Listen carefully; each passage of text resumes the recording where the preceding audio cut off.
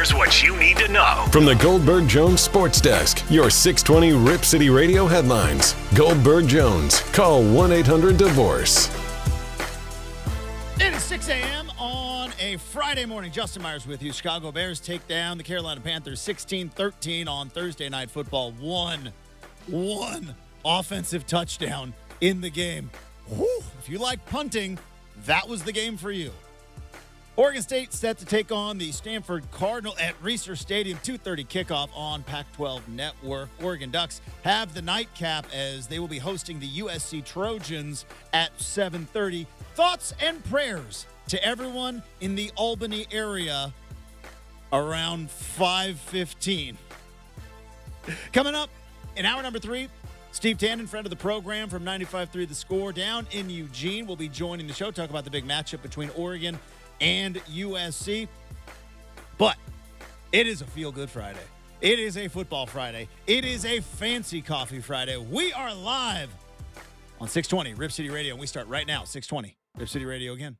The home of the OSAA is 620 Rip City Radio. It's time for Justin Myers to wake you up here on Rip City Mornings, 620 Rip City Radio. And a very happy Friday. It is RCM. I'm your host, Justin Myers. Super producer Brendan and Safety Partition on the other side of the glass. Thanks for getting up early with us or staying up late. However you are rolling on this particular Friday. A lot of stuff to dive into on the big show.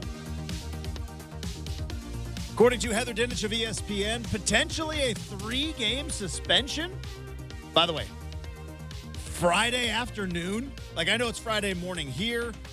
It is at some point going to be afternoon in the greater Ann Arbor, Michigan area, and then they are traveling to Penn State.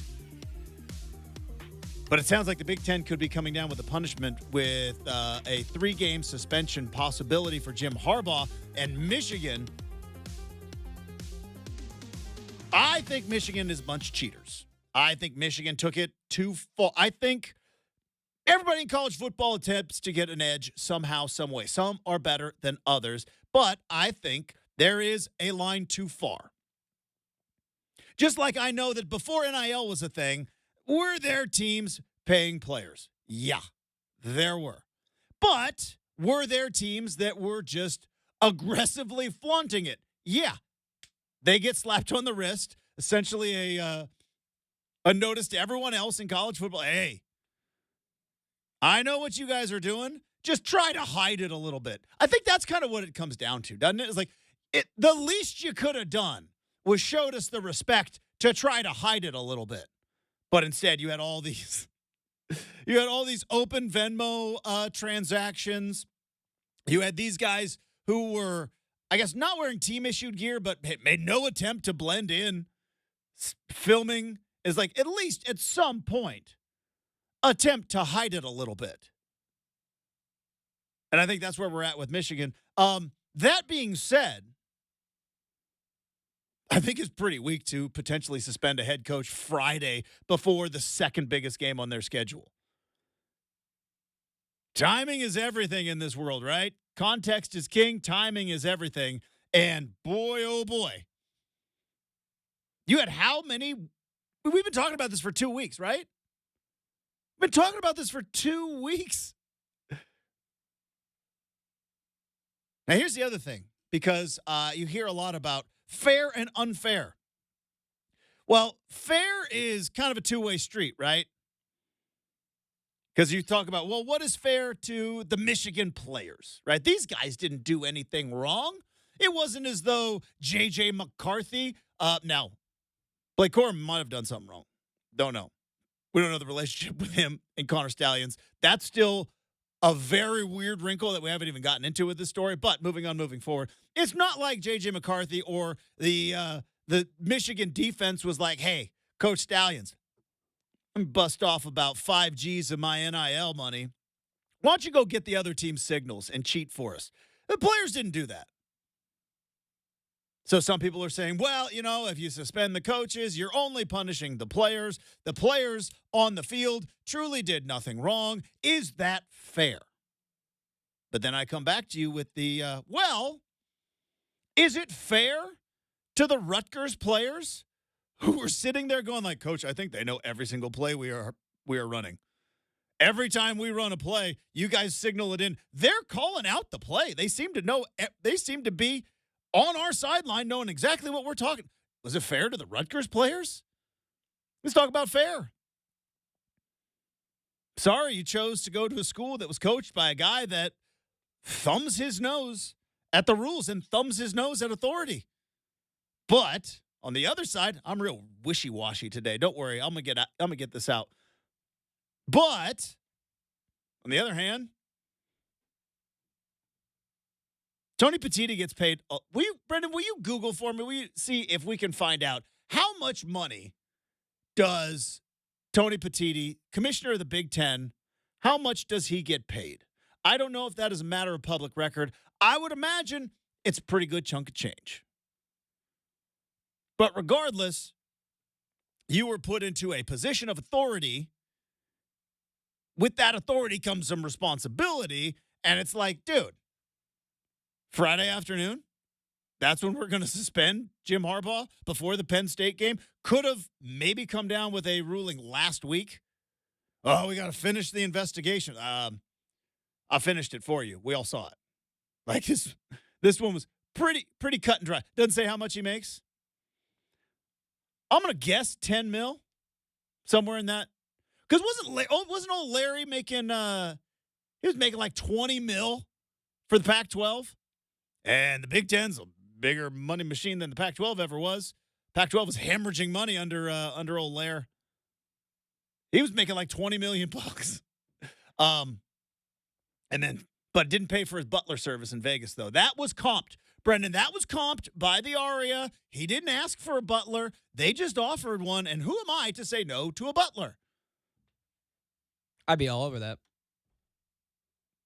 I don't know if it's just us here on the West Coast, but like the 30 for 30 on the collapse of the Pac-12, if they ever decide to make it, or the Netflix series or whatever, like what a wrinkle with the, hey, we're playing the Pac-12 basketball tournament in Vegas.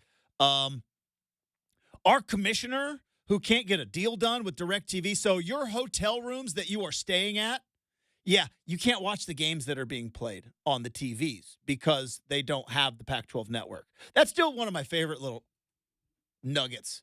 Wonder why the Pac-12 failed. Well, they were playing the Pac-12 tournament in Vegas at the, where did they play, Brendan, before the T-Mobile Arena? I think MGM Grand Garden Arena. Grand Garden Arena. The I've MGM. been there, pretty nice. I have stayed at the MGM Grand before. I think I'm staying there this summer. I love the MGM Grand. The arena's cool, too. Everything's great in Vegas. You're not going to get me to say anything bad about that beautiful city. I know you love Vegas, but the MGM Grand Garden Arena, and then fans are staying at the MGM Grand, and they're like, Oregon's playing Utah later tonight, but right now Stanford is playing Cal. I'd like to watch it, maybe in my room. Yeah, we don't get Pac-12 Network, where the game is being played in the same hotel, because... Do you think they had it at the Aria? I do not think they had it. I would be willing to bet that the whatever suite that it was the Aria, right? Is where he stayed? I would be willing to bet that whatever suite with butler service that old Larry got at the Aria did not have Pac-12 Network on the TV. But anyways, back to the Big Ten. If Larry Scott was making 20 mil, let's just say Tony Petitti, you're making 10 million bucks a year. Like, you can't just kick the can down the road. We've known this for like a week and a half. I said it. I think I said it last week. It reminds me a bit. Now I know what's going on because I'm pretty well versed in the world of litigation. It's kind of part of my house, and this is a CYA investigation. What does CYA mean? Cover your you know what. Because Michigan's already got like 15 lawyers going like, yeah, you even think about it. Here comes the lawsuits. But what a crazy, weird time. But I felt like when you watch a replay, now this doesn't happen in the NFL anymore. They fixed it. tip of the cap to Roger Goodell and the NFL. Because like how the NFL officials have like two things, like one microphone, and then the other thing has got like another earpiece, and it's like, yeah, we got a guy up there, and it's like, all right, we've called this guy, we called a fumble on the field, review, and then there's an eye in the sky, and it's like, yeah, his knee was down, move on. Got it. After further discussion, knee was down, ball is placed at the 38-yard line, 2nd and 4. Boom. 14 seconds. That's all it took. Because they finally figured out, like, if the people at home are figuring out the replay before old Stripes on the field, that's not good business. College football has yet to figure that out. Because you sit there, like, I've done it at Autzen, sitting like, And Brendan, I'm sure you've been at Reeser looking up going, yeah, that guy's down. There's no way that's a fumble. What are they talking about? Oh, yeah. Like, what on earth is going on? Can we move on, please? Everybody in the stadium has seen it. His knee was down. And they're still, like, huddled up and chit-chatting and talking. And I don't know if it's maybe about where they're going to dinner after the game. It's like, I don't know. What do you think? Pizza? Should we get some wings? But, like, oh, no, the whole stadium has seen it. Let's move on. That's what I feel like with this investigation. It's like, we've all seen it. We've got video. We got Connor Stallion sitting there with Central Michigan with his Ray-Bans on at, 8:30 at night doing the please don't find my face when the running back comes over to the sideline. We've seen it all. It's like, what's taking so long? I think it's the legal aspect. Yeah, it's the CYA process. Yeah, it definitely is, because right now you're making sure that, because you want to do this, right? With the backing of Ohio State behind you, Tony Petitti's like, okay, I've got Ohio State behind me. They're going to support me no matter what, as long as I'm critical of Michigan. But then on the same token, you're taking a step back and going, how do we shield ourselves from a massive Jim Harbaugh lawsuit? Yeah. Because, again, Justin, I'm no expert, but I would guess a football coach that makes nearly $10 million a year can hire a pretty good defense attorney. Just a thought. Not even that. He doesn't even have to hire him. You know what he's got to do? He's got to go, hey, Michigan men, see this block M right here on my shirt? Do you love the maize and blue? Do you like the fact that I've got our team at 9-0 and that we are back in the college football playoff world that we weren't in?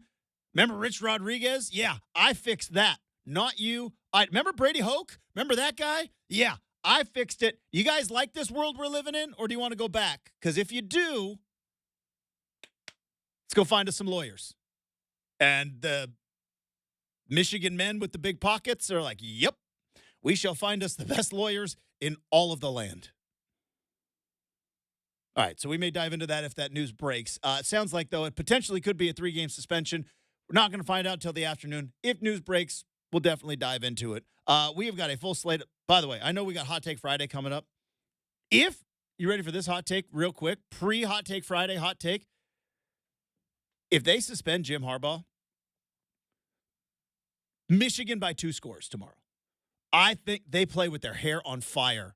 I would be willing to bet all week long Michigan's coaches are like, none of these guys think you're any good. They all think the only reason you're winning is because you're cheating. They're going to suspend your – they want us to lose. They don't like us. Now, it's not true, but you can send that. If Jim Harbaugh gets suspended tomorrow, it's a 4-point spread. Lay the lumber. Michigan and the points, they're going to win by 2 scores. Now, it is a Hot Take Friday, which we will get to coming up in hour number 2.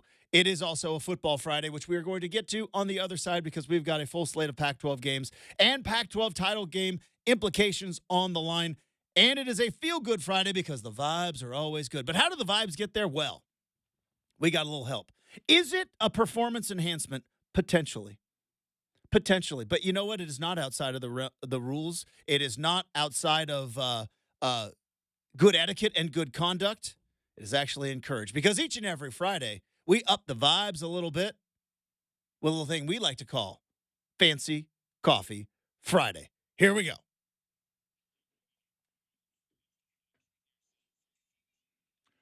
Oh, that's right. It is Fancy Coffee Friday. The YouTube live stream is seeing how I am getting down.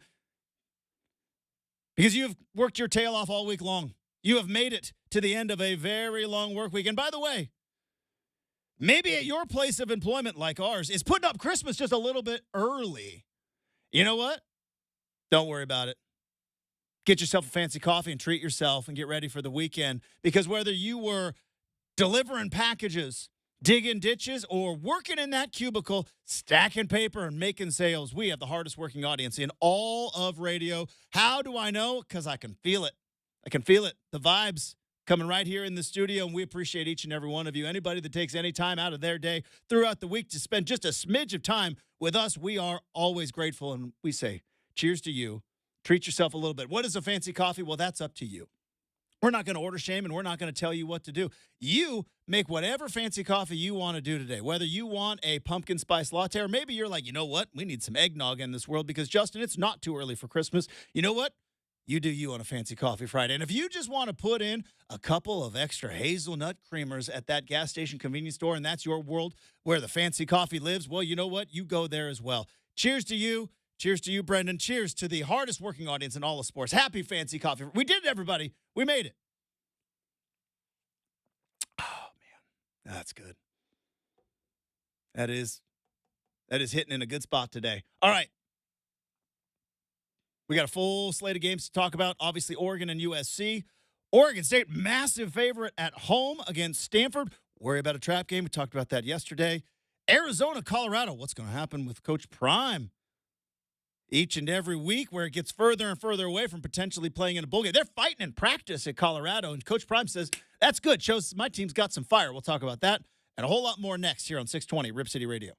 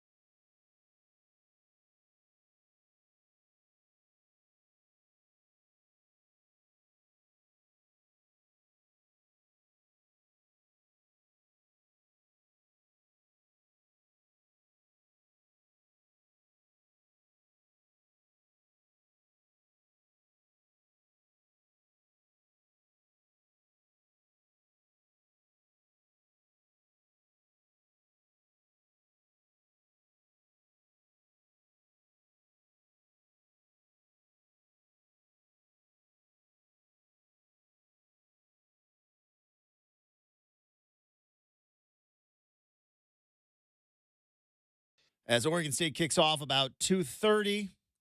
Trying to figure, are they staggered apart enough to where I-5 is not going to be an absolute melee? I'm not quite sure. I think so. You think so? So 2:30. We were talking. Game will be over by about 6. Yeah, we were talking it through yesterday, the day before, because I was asking him, like, what time should I leave, Justin? And because, Justin's driven the great I-5 corridor quite a few more times than I. I could drive that thing my eyes closed. I probably could, too. I mean, no I mean, obviously I'm joking, but yeah. I don't even have to pay attention. I have driven from Portland to Eugene so many times and back and forth and back and forth. I could drive that thing blindfolded.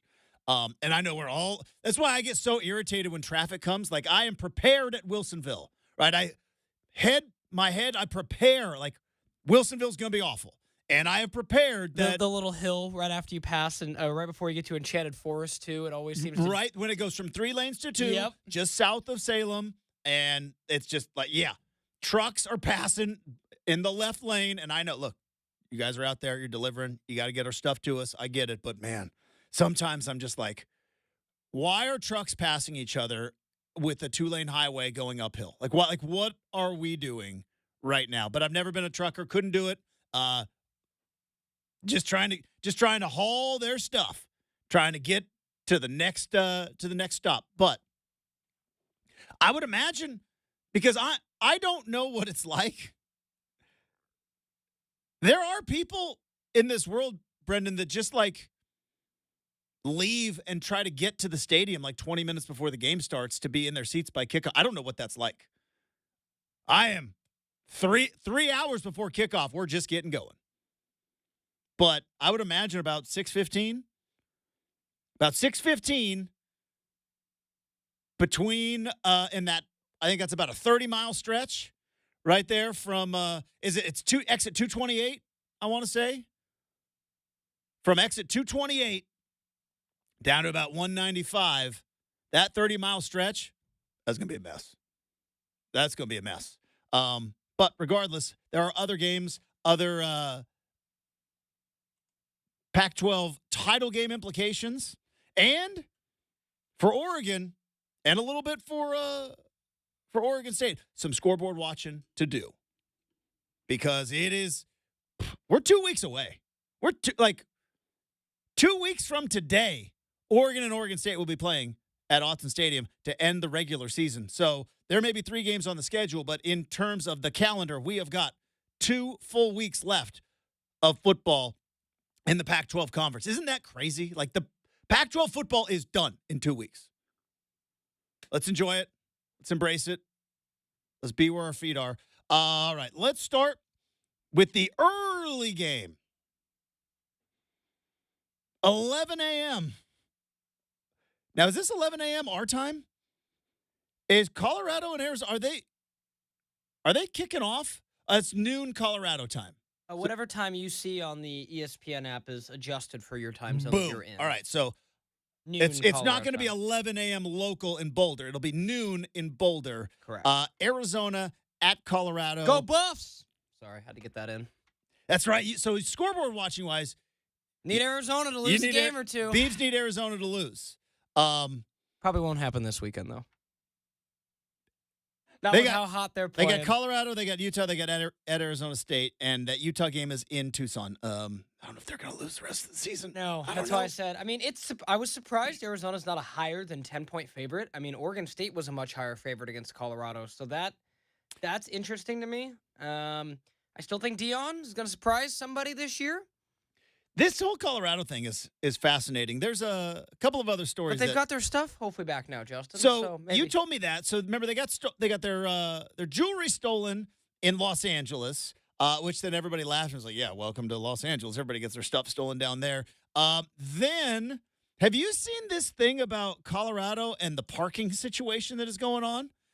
Apparently, there is a war between campus police and the city of Boulder and the Buffs football program because they keep getting parking tickets, and they are upset about it. One defensive back, Cameron Silman Craig, has over 50 parking citations. 50. Shadur Sanders' Rolls Royce got a boot put on it this week. That's a Rolls-Royce Phantom, by the way, folks. But it's the SUV, though, right? It's the SUV version. I think there's also a different version of the Phantom. Anyways, he got a boot put on it. Two-way star Travis Hunter, he's had his car towed multiple times. Do you want to know how much that Phantom starts, Justin, at base price? All right. So Rolls-Royce, $240,000. 500,000. Boom. In base price. NIL world, man. Also, That's been good to be Deion's kid, right? Both. Davin both, right? He's in yeah. He's in KFC commercials. But how much you want to bet that Shiloh don't have a car that nice? That's playing quarterback. I don't know. Did you hear Deion, though, earlier this week? He said, no, Shiloh and Shador are both package deal going to the NFL next year. I did see that, but no, I just assumed that Shador had the nicest car in the family. Although Shiloh's Deion's got a Lambo. Shiloh's pretty good. No, he's solid. He's a pretty good football player. Anyways. Yeah, that's crazy. You ready for this take? Because I firmly believe this, and I've told you both on the air and off, Brendan. Colorado right now is 4-5. They are now 10-point dogs at home to Arizona.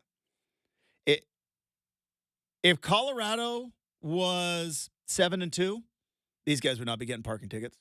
I can tell you right now.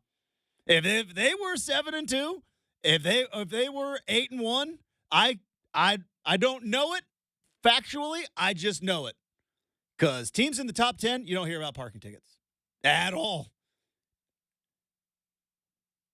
I'll bet you if they weren't 4-5, I'll bet you if they were 7-2, I'll say this. I'll bet you it's like, hey, coach, can we just get you guys to park maybe in an approved parking area, or I don't know, maybe pay for registration? Because every school I've ever been to, like the football players get to park in a parking lot. You just have to register your car. Yeah, the problem I have with this, Justin, is I can say this from my own personal experience. Whether it's the security guard who gets to tell you to wait, or the security guard, or a security guard at a museum that says don't touch. Mm-hmm. There is maybe no bigger. How do I put this? Oh boy, be careful. No bigger. Don't want to get your car ticketed. No bigger people who believe that they are that self-empowers them more than university parking people. Oh, I know. And I only say this because. Yeah, there's no negotiating. I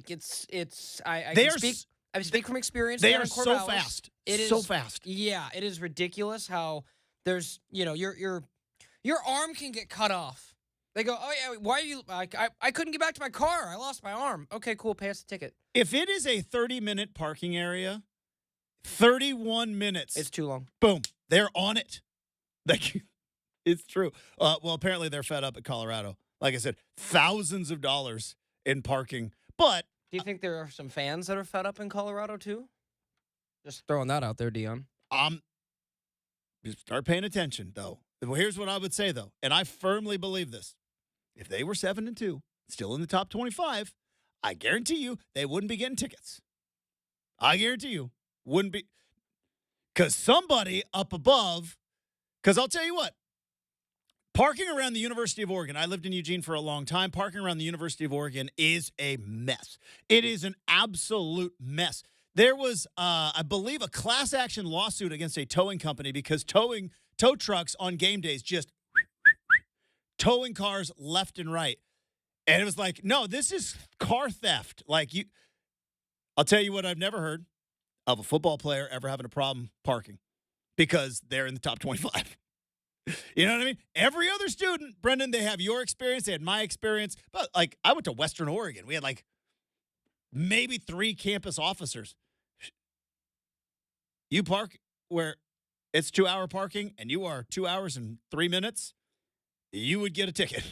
But I'll bet you if they were in the top 25, this parking issue would be resolved. Somebody from upon high would be like, yeah. Parking enforcement.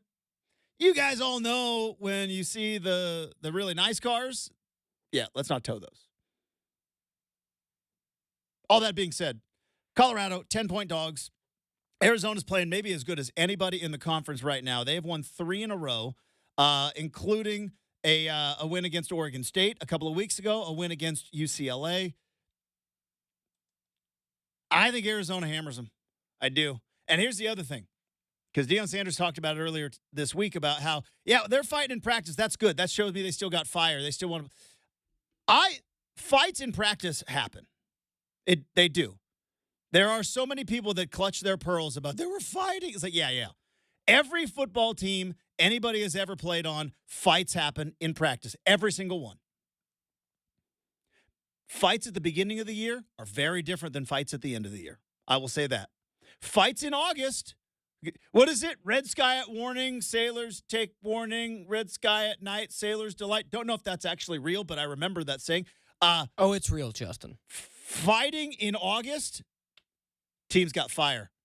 That's a team of dog. Fighting in November, I think that's bad news. That means something's not going right. That means these guys do not like each other one bit, right? You get there in August, you got to establish dominance. The alpha's got to come through. There's a pecking order in football teams that nobody likes to talk about, but it is true. In November, if you're fighting in practice, I don't think that's a good sign. I'm just saying. Fights happen. Fights are, you're not supposed to say it, but they're kind of good. Like, who is not going to be a coward? Who is not going to back? Fights in November? Oh, that's trouble. Washington State at Cal. Cal is a 1-point favorite. That's how bad Washington State is playing right now. Oh, they're horrible. They are playing the worst football of anybody in the conference right now. I have them. They are in the have they quit discussion. Yeah, Justin, they're have last. they quit? They are last in my Brendan Slaughter Pac-12 power rankings. Like, I don't think there's a team playing worse than them right now. It could be Cal. So yeah, we'll see which. But team. Cal wasn't playing bad. They just got smoke showed by Oregon, who's one of the best teams in the country. I mean, but before that, right? Cal was a yard and a half away from beating USC. Couple turnovers away from playing Oregon State, really tough. Couple turnovers against Oregon State. They lost 34-14 to Utah, but that's not they just got shellacked by Oregon, who's playing as good as anybody in the country. Washington State, I think they might have quit. I think their team might have quit. I think remember when we thought Cam Ward was good? This has now happened twice, right? Comes out in September, and it's like, this guy, watch out. And then, like the film, people start to figure him out. Yeah. Here's the other thing. I don't know if you saw the footage of Jake Dickert a couple of days ago saying, like, hey, alums, boosters, we need your money. We need it. We need to pay these guys. If not, they're all going to go, and they're being poached and all that. Doesn't that strike you of desperation? Because Washington State and Oregon State are in the same predicament, but in very different situations. Washington State is lucky if they play a bowl. And then guess what? Their college football world turns upside down. Their pumpkin is almost already their carriage has almost already started to turn into a pumpkin. Oregon State can still disrupt this whole thing. Now, they still have the same fate in 2 weeks or maybe even 3 weeks if they ultimately do. But the Beavs can disrupt this whole thing. Whereas Washington State, that's one where you go like, has this team quit? Does this team, now that they can't play spoiler, they can't win a conference championship, has the majority of this team checked out on their coach because of the Pac-12 situation? I think it's a real concern. Let me throw out a conspiracy theory. I love it. Justin. Let's do it. If I had some tinfoil, I'd make a hat. Do you think, and I'm just curious your take on this, is there a possibility that Washington State players know that Jake Dickert's going to take the Michigan State job if offered? I don't think so. That's a great conspiracy theory, though. There might be a concern, right? Is Coach going to leave? Because I'll tell you what. Maybe if it's real or if it's not, you know who's in their DMs? Maybe not an actual assistant coach for a team, but maybe a guy who an assistant coach is like, hey, will you DM that running back at Washington State? Because they're in their DMs going like, hey, your coach is leaving. Hey, it's going to be him or Lance Leipold. I honestly believe that. You were a 4-star out of Arizona. Your coach is leaving. You want to come play for the Sun Devils? Like, those are the DMs that are happening right now. And if you're Michigan State, do you want Jake Dickert now? His stock has gone just way down. No, they want your coach. Probably, but they want your coach. Yeah, my coach doesn't want to follow the guy who just did what he did at Michigan State. Michigan so State seems to be such a terrible job. I think it's such a terrible job. I think Would you want to go to the conference where like you're already a leadership mess at Michigan State and you're not on the level of Michigan, Penn State, and Ohio State, but your fan base expects you to Yes. be, and Washington, Oregon are coming in. Yeah, and I bet you probably have to start your that collective. It'll have money, but it needs help to probably get going and all Yeah. that. Like I would imagine Kansas is going to lose their coach, but that's just my thought on that. I think so too. Big. I don't know who's in Lance Leipold's ear there at Kansas. Now, the only thing about Kansas, though, Texas and Oklahoma are leaving. They are. Kansas can win the Big 12 next year. They can win the Big 12 next year and maybe potentially make a college football playoff, which is nuts to say, but it could potentially happen. All right, let's go to Seattle. This is an intriguing game. Huskies got it figured out against USC. Michael Penix, toe-to-toe with Caleb Williams. Penix came out on top. Like, Michael Penix started Michael Penixing again. Now, it helps when you play. If an offense needs to get right, play USC because your offense is going to get right. But now they're facing off against Utah. Boy, Brendan, if there was ever a Utah being Utah, this is the game, isn't it? Utah has – how many years has Utah kind of spoiled this conference? It was like, all right, well, wasn't it last year? USC might make the college football playoff. And Utah was like, punch them right in the mouth. Nope, sorry about it. Year before, Oregon. Hey, yeah, they got a silly loss against Stanford, but Oregon beat Ohio State. All they got to do is beat Utah. Smack them right in the mouth. Like, how many years is Utah going to do – I've called them, and this is a, I think, a term of endearment. But they are like cockroaches. They will not die. You just when you want to write off, they are the bad guy in the movie, and like Utah will not die. So you're saying, Justin, if we ever have, do we see like an Undertaker sit up? Oh, I'm still Utah. Blah, blah, blah. So yeah, so you're saying Moment. that if we go to a Walking Dead zombie apocalypse world, there's still going to be Utah. Utah will still be good at football. Yeah, they'll still be good in football, even playing with the zombies. It's true though. Selfishly, Justin, it's like, oh hey, your quarterback tore his ACL. Is like, all right, well they're going to be better. Yeah. Nope, still 7-2. I'm going to admit to some degree of bias here, but Washington's going to win this week because if they lose this week, they won't lose next week. You just want to put it in the universe because you want College Game Day to be in Corvallis. That too. I appreciate that. Put that into the universe. But no, I think Washington, Utah, even if Washington loses, I don't think they are either. But even if they do, I still think College Game Day is a possibility. We'll look at Utah. Because I think ESPN owes it to like Oregon State. So let me ask you this real quick, and then we'll close this out. Yeah. Utah, Justin, I'm going to turn this back around on Greg McElroy. Utah has no impressive wins. Their best win is a 14-7 win over UCLA, where they scored 7 points offensively. Other than that, it's Florida, and it's really not even close. Maybe USC. USC's still like it's not as impressive of a win as it was, Sure. but it's still that's their best win. Yeah, but you know what I mean? Like it's meh. Like. The uniforms are magic, and I think we've been giving Utah the uniform credit because us in the Pac-12 is known like for years, like just. But it's different. They're on the road. Husky Stadium's going to be madhouse. Be popping. And the other thing is Washington with this number 5 ranking. If Kalen DeBoer knows how to play this right, and the fan base and everybody, you're like, no, nobody believes in you. See that? You're undefeated. You beat Oregon. Everybody's saying Oregon's the best team in the country right now. You guys beat that. Nobody, like they're the only undefeated team that can pull the nobody believes in you. Except for maybe Michigan, because they could pull the everybody hates you and they're conspiring to try to make you lose. All right. Oregon State also playing this weekend. Big numbers. 20.5 for the Beavs. I've seen it as high as 16.5 for Oregon. Big numbers in these games. Any upset alerts? We wrap up hour number 1 next, 620 Rip City Radio.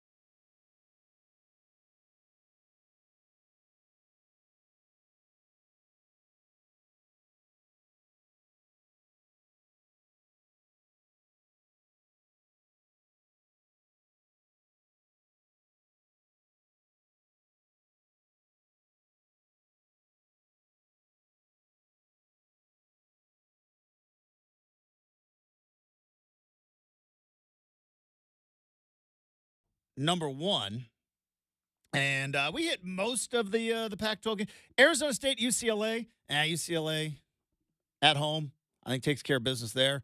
I think that's all. I think we got all of them, obviously, except for the 2 games that are happening right here in our backyard, because Oregon State and Oregon, both multiple touchdown favorites before some big games coming up on the horizon. Let's dive into it. Keys to the game for the Ducks and the Beavs on campus. Here we go.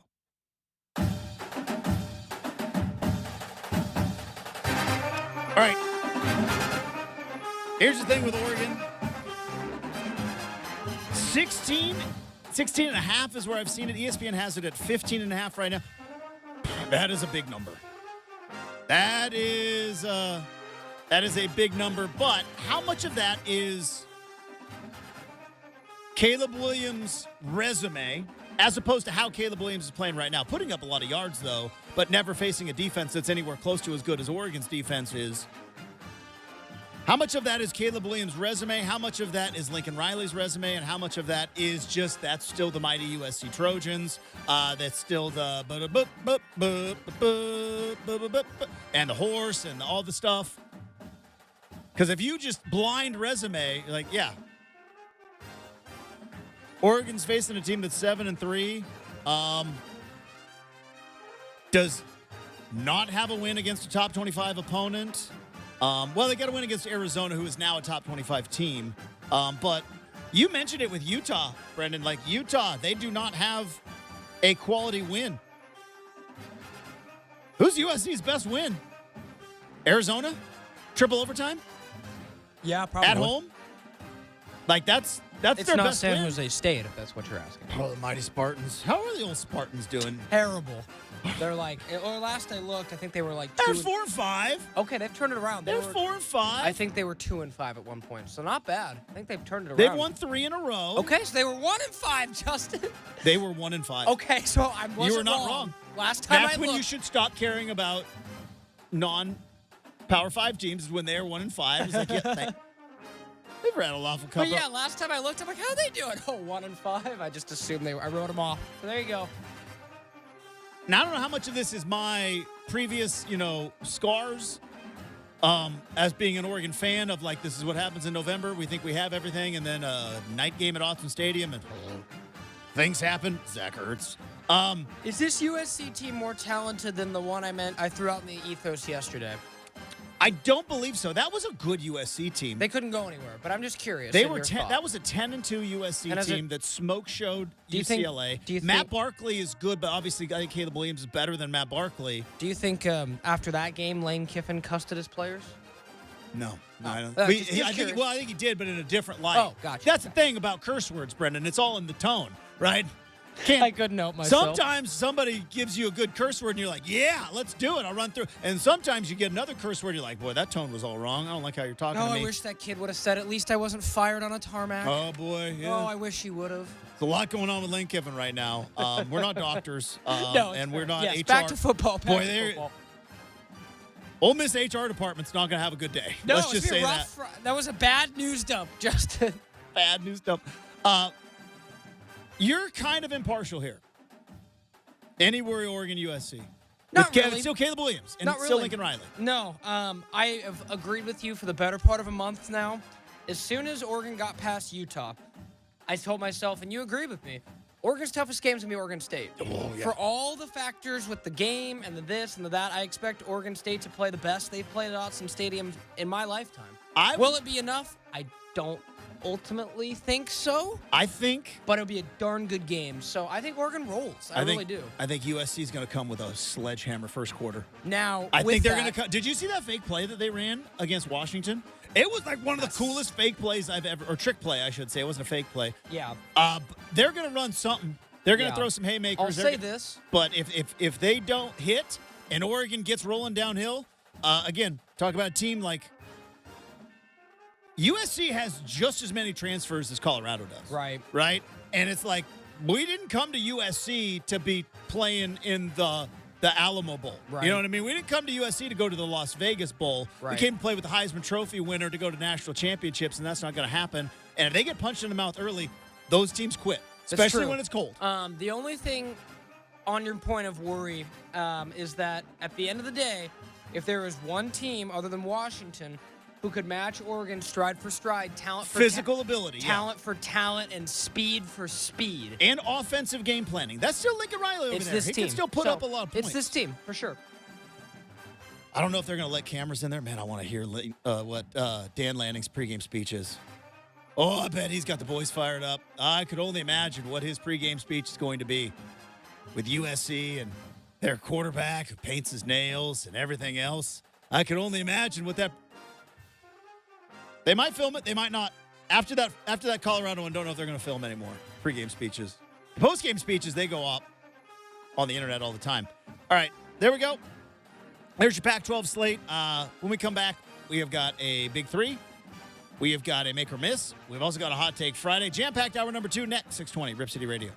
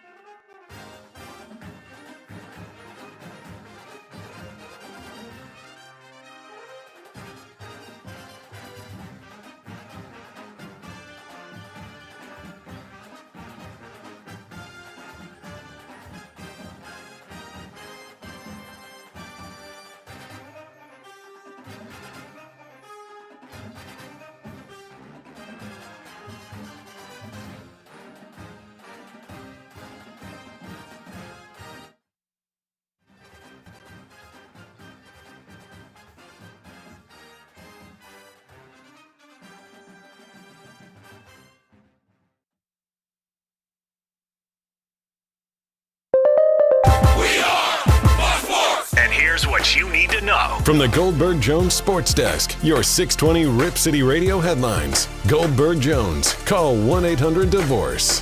It is 7 a.m. on a Friday morning. Justin Myers with you. The Chicago Bears took down the Carolina Panthers 16-13 Thursday night football. One offensive touchdown was scored. Maybe one person on this particular program took the Bears at -3.5. Ooh. The Beavs are set to take on the Stanford Cardinal at Reser Stadium at 2:30 tomorrow afternoon.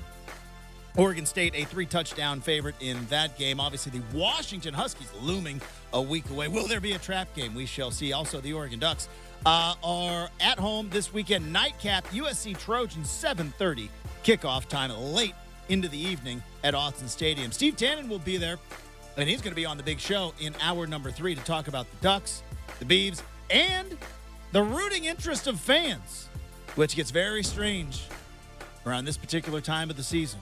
But the big 3 in hour number 2 starts right now on 620 Rip City Radio. The home of the OSAA is 620 Rip City Radio. It's RCM with Justin Myers, right here on your home of the Portland Trailblazers, 620 Rip City Radio. All right, hour number 2 of Rip City Mornings, a.k.a. RCM. Thanks for hanging out with us. Happy Friday, everybody. Happy Fancy Coffee Friday. We've got ours flowing here on the big show. How was that, Brennan, how was that fancy coffee for you this morning? Very good. Yeah. Did you hammer it already? Oh, yeah. Yeah. Fancy coffee does not last very long in your hands. You devour it. And you know what? Can I tell you, over the last couple of years that you and I have done this show, and you know, the growth that has happened on this particular program, both with the numbers. Numbers look good, by the way. Appreciate the momentum of the show is going in the right direction.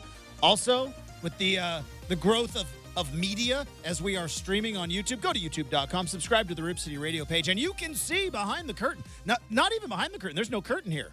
But you can see exactly how the show is going down live in person. You can see what we look like.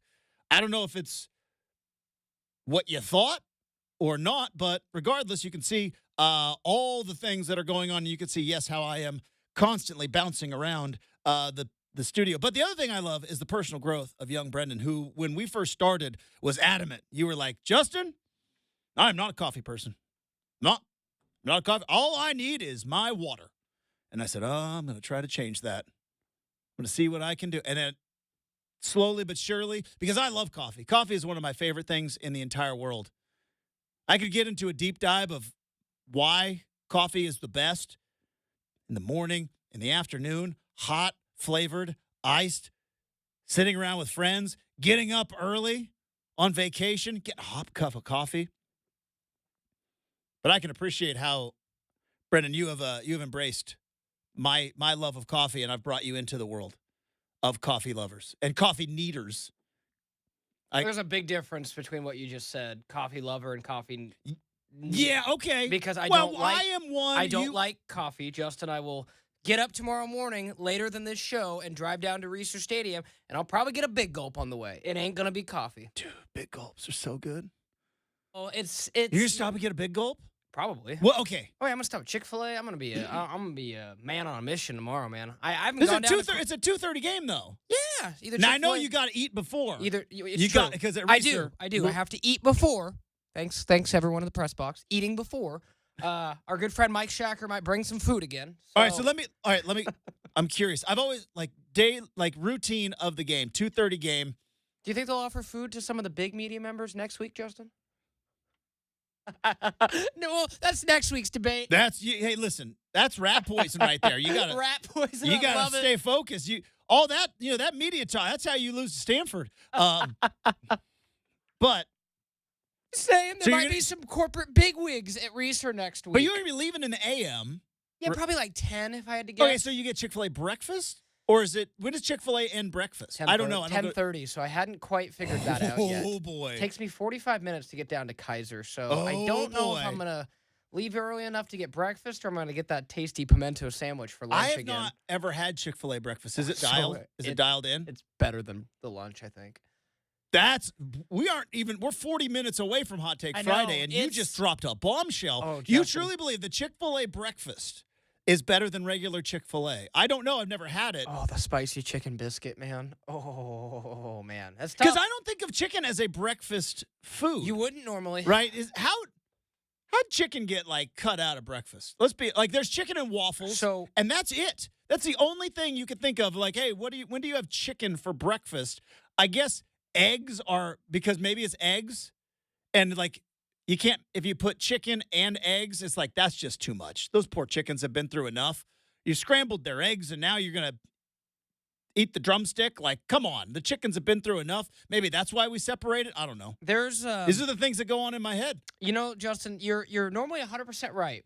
But before the fast food game started their breakfast, because forever it was pretty much, let's not kid ourselves, folks, it was McDonald's and then the McDonald's-ites.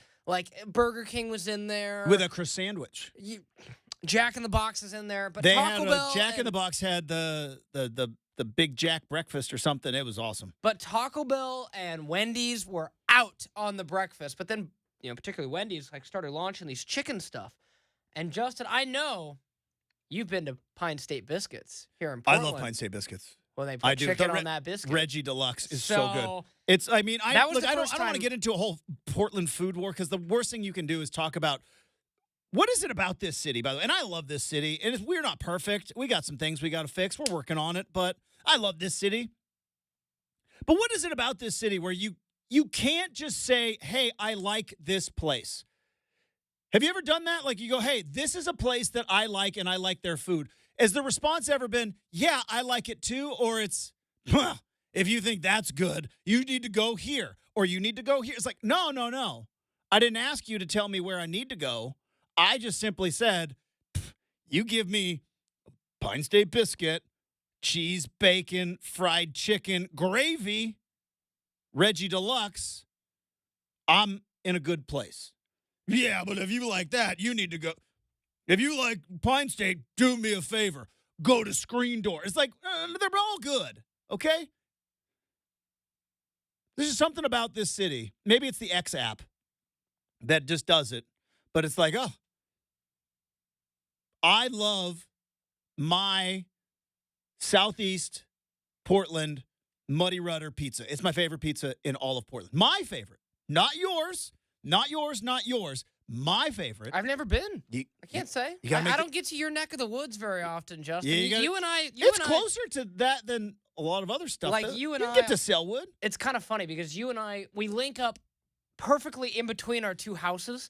You are to the north, I am to the south. We meet perfectly in the middle. We're Game of Thrones. Pretty much. You are from the lands of the south. But from Justin's house to my house and my house to Justin's house, dude, that's 45 minutes. Yeah, that's way too much. If not longer. So, yeah, we are on opposite ends and we meet in the middle 5 days a week, folks.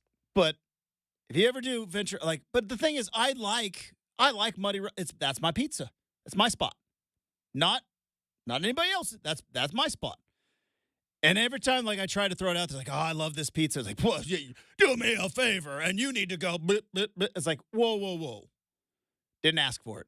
There's something about this town. I don't know if it's other towns, too. I don't know if they do that in other places. But anyways, they do it a lot here. All that being said, thanks for hanging out with us.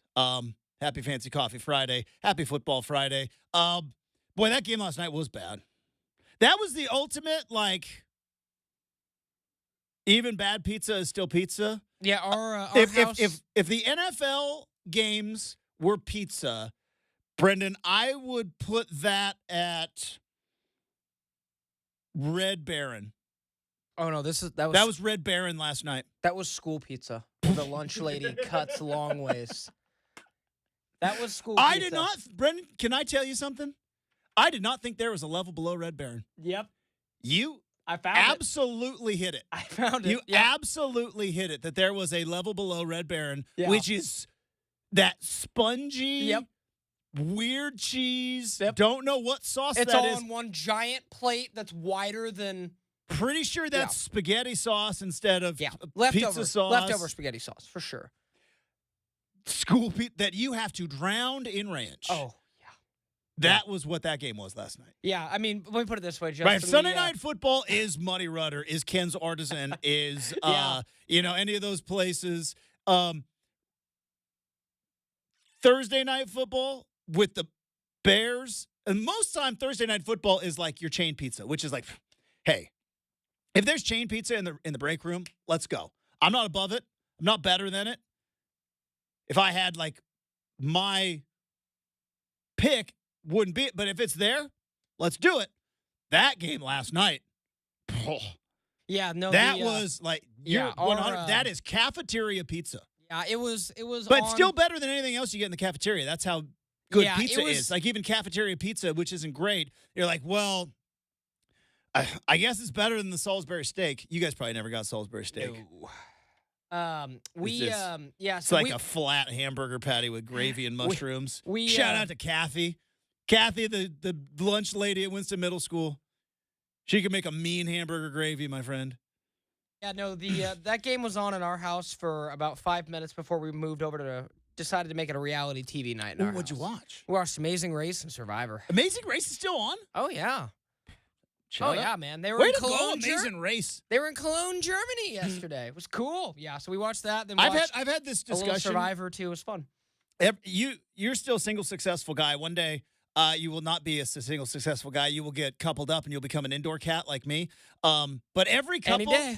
every couple that watches or has seen like The Amazing Race, you have this discussion, which is like, do you think we could do it? And like Kelly and I are like, yeah, we could not.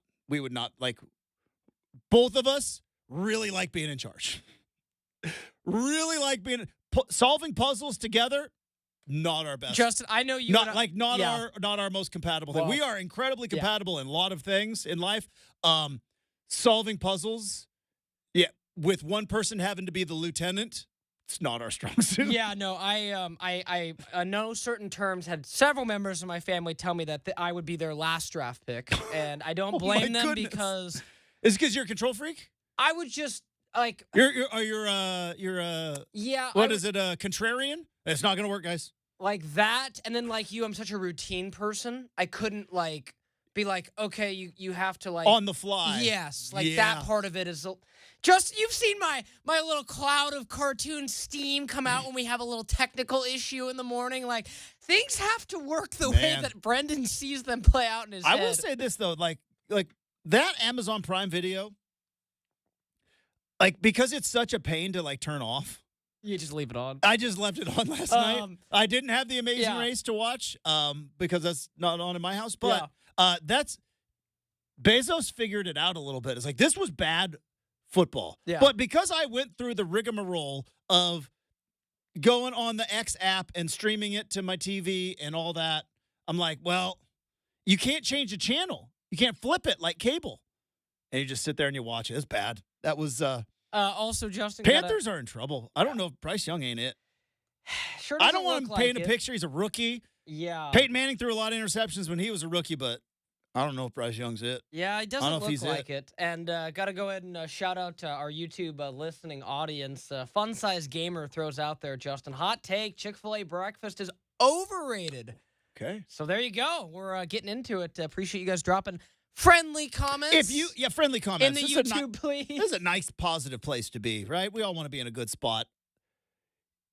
If Chick-fil-A came out and said, look, we are either going all lunch or all breakfast. You going breakfast? You doing it? I am. I would rather Yeah. them be open on Sundays, Justin, but that's a Can't. different That's can the of Lord's Day. worms. Brendan, that's the Lord's Day. They're all going to church, all right? Can't. That's a different can of worms. I can't. All right. You know how many times on a Sunday I've wanted Chick-fil-A, Justin? All right, what's worse, Chick-fil-A closed on a Sunday or Local Boys closed on a Sunday? Oh. For those that don't know, Google Local Boys, Yeah, Local Corvallis, Boys. Local Oregon. Boys. Local Boys. It hit me more hard after Yeah. game days, Justin, in college, Mm-hmm. when you really just wanted a mess of rice and chicken. So much. Yeah, All right. because it's a great anti-hangover food. It's the best.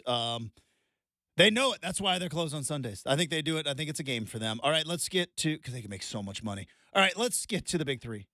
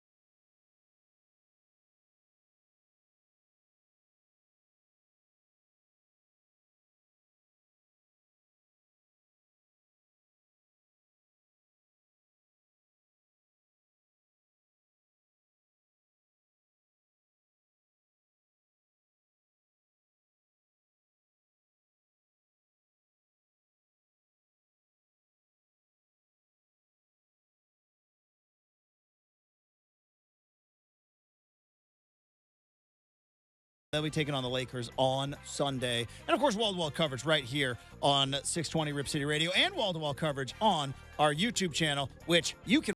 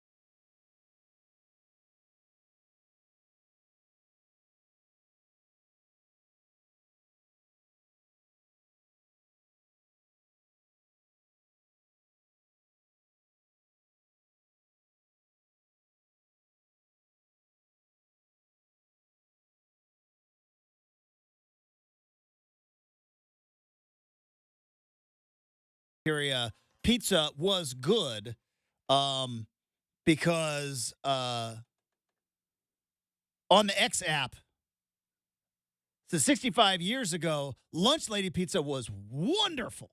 It was wonderful. And then it all just went downhill. So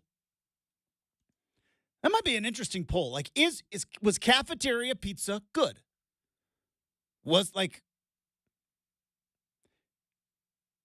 Is it better than Red Baron? So we may have a bit of a hot take Friday Justin, with cafeteria food. For what it's worth, I found like one frozen pizza ever, or two or three that are actually decent. So it's a short list. DiGiorno's is not bad. If it's what you got, right? If you got some DiGiorno's, you're okay. What is it? The Wild Mikes? I've had the Wild Mikes just because that's a cool looking box.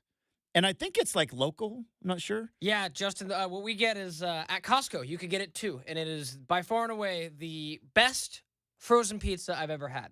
It's called Authentic Motor City Pizza Company. Oh, boy. Have it in Costco. It's a deep dish pizza. It comes with a special like deep dish crisping tray.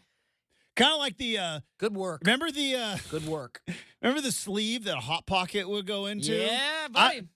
Do we have any science to prove that actually did anything? No. Like, is none. there any science out there? And I realize scientists are working on other things right now, and AI's taking over our world, and we got to make sure we keep an eye on that. AI's a little too quiet lately, though. Don't like it. But do we have any science to prove that the sleeve of the Hot Pocket actually did anything? It was a crazy time. Hot Pockets were it, man. It. All right. So, speaking of things that are hot takes coming up on a Hot Take Friday in about 20 minutes. Steve I Tannen, might have already teased you guys with mine. I know. Steve Tannen is going to be joining us in an hour from now. I guarantee you Steve Tannen does not eat Hot Pockets. That guy eats as healthy as anybody I've ever been around. Does he really? Oh, yeah, healthy.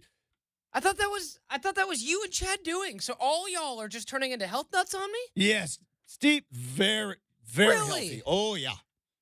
Super healthy. Okay. Learn something new every day. Dude, it's just there comes a time where you're like, I am not 25 anymore. I can't put crap into my body. Or you just lean into it and just be like, yep, this is what I do now. Either way, Steve Tannen is going to join us in an hour from now. But let's get to Make or Miss. It bounces off the crossbar.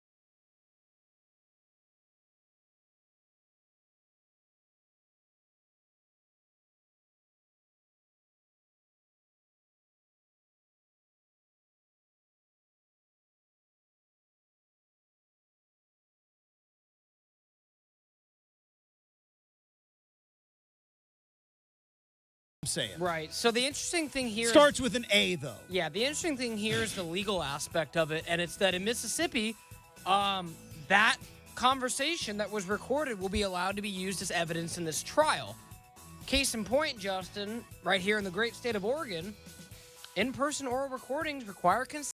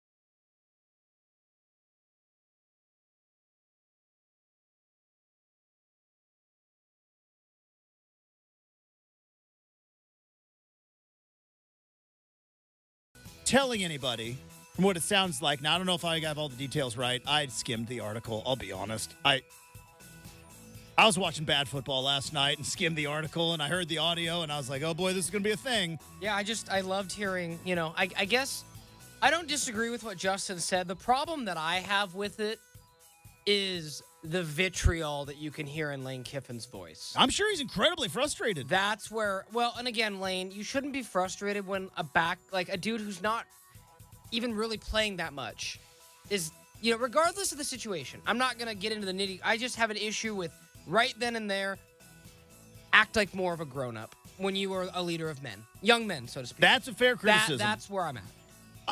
On the flip side, because I've talked about it before, why are these coaches crazy? Like, why are they? Because they live in a world. Not saying it's right or wrong, just what it is. When you live in a world where, inches determine your employment. Now, Lane Kiffin's got enough money. He's financially set. But, if 1 inch is the difference between fourth down and a turnover on downs, that one turnover on downs costs you a game. That game costs you, a winning season. That winning season costs you your job.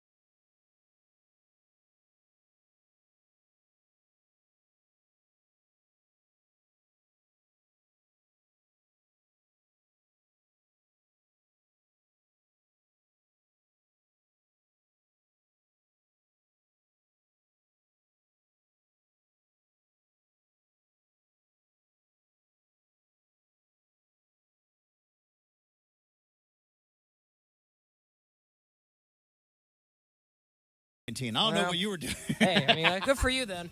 Good for you then. I was partying my face off. Anyone that said Justin, the only person who had it together at 18 was like Andrew Luck when he's like, "Hey guys, I'm gonna be the #1 pick, and by the way, I'm gonna build rockets." Yeah, I would be like that dude had it. But no, if I'm being a jet propulsion engineer, It's true. I can memorize all of this and a playbook. Don't worry about it. Yeah, it's not hard. And of course, he played for Jim Harbaugh too. That's the great irony of this. But it's. Now, what's interesting again? I think you just have to be better to like when you are a leader of young men. Even like I'm trying to think of like.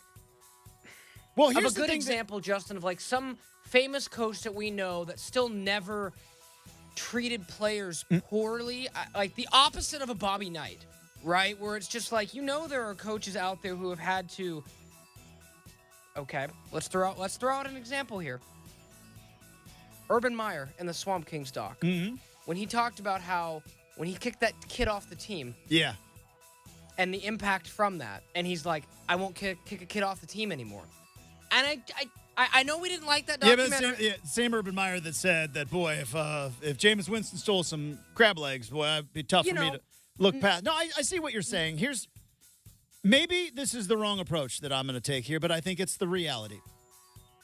You talk about being a leader and leadership and all that stuff. You can't design it. You can't diagram it. You can't diagnose leadership. It is what it is. Some people are in charge, and they walk into a room, and you go, yeah, that guy. That guy's in charge. We've all been there where somebody walks into a room, and you're like, that guy's in charge. And then we've all been there, I think most of us have, where somebody who's supposed to be in charge walks into the room, and you're like, who is this? This ain't it. And you know what ultimately washes out? Success or failure. So if Lane Kiffin is not a good leader, his team's not going to win.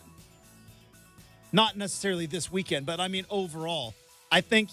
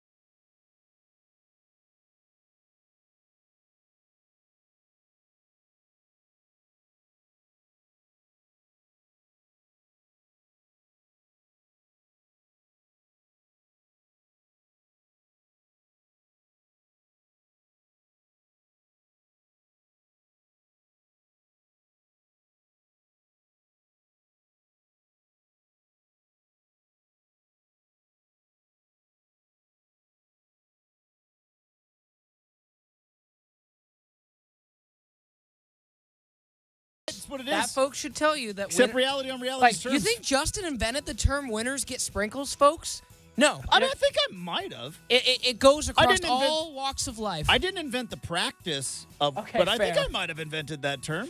Might want to send a letter over to the trademark office. I should. You should. I should. Sooner than later. I got a lot of free stuff that I let the people have that I put on public airwaves. Let's Rip City see. Limits, by the way, still needs to happen. Yeah, let's get to one more, Justin, before we When close. football's over, I get back into my obsession of let's fix Moda Center surrounding areas. You bet. Went there for a concert last week. Like, come on, can we get a bar or two around here, please?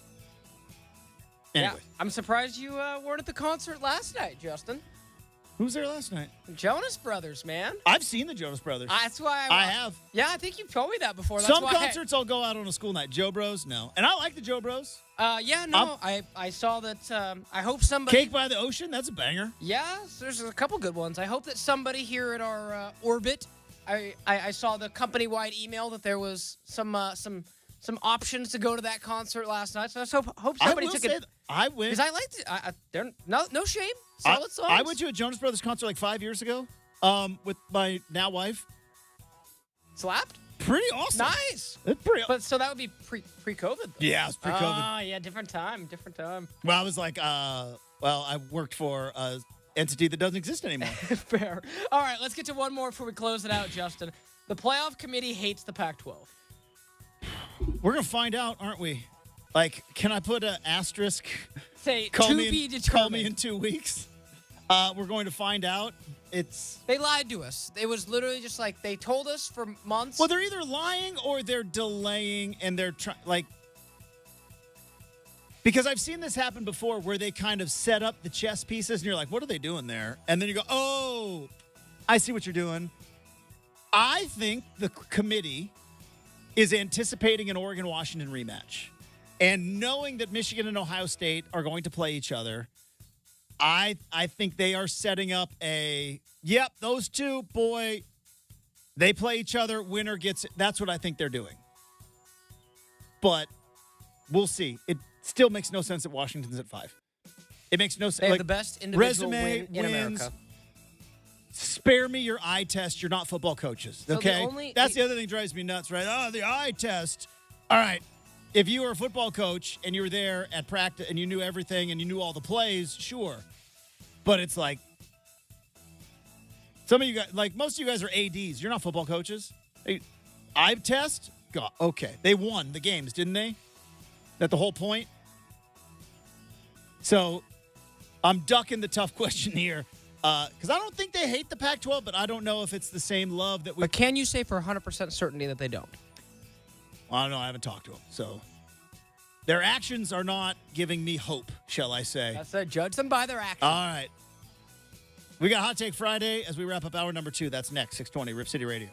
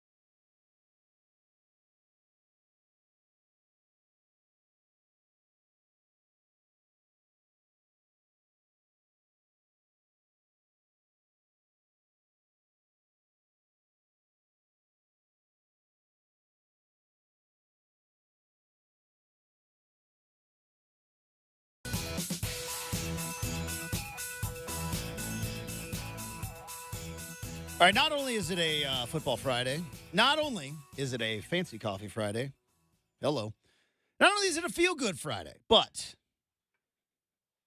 getting a little chilly outside. Brendan, did you remote start your car this morning? I did not. Oh, you toughed it out. Look at you. Proud of you. Yeah, I haven't done it yet. Getting close, though. Yes, it is. Because it's getting a little chilly out there. And one way we like to warm up is with a little fancy coffee. One way we like to warm up is with fun banter. But the other way we like to warm up on a Friday is we save some of our spiciest takes. They are passionate opinions about nonsensical things. We call it fancy. Or no, not fancy. We call it Hot Take Friday. Let's fire it up. Man, I messed that up.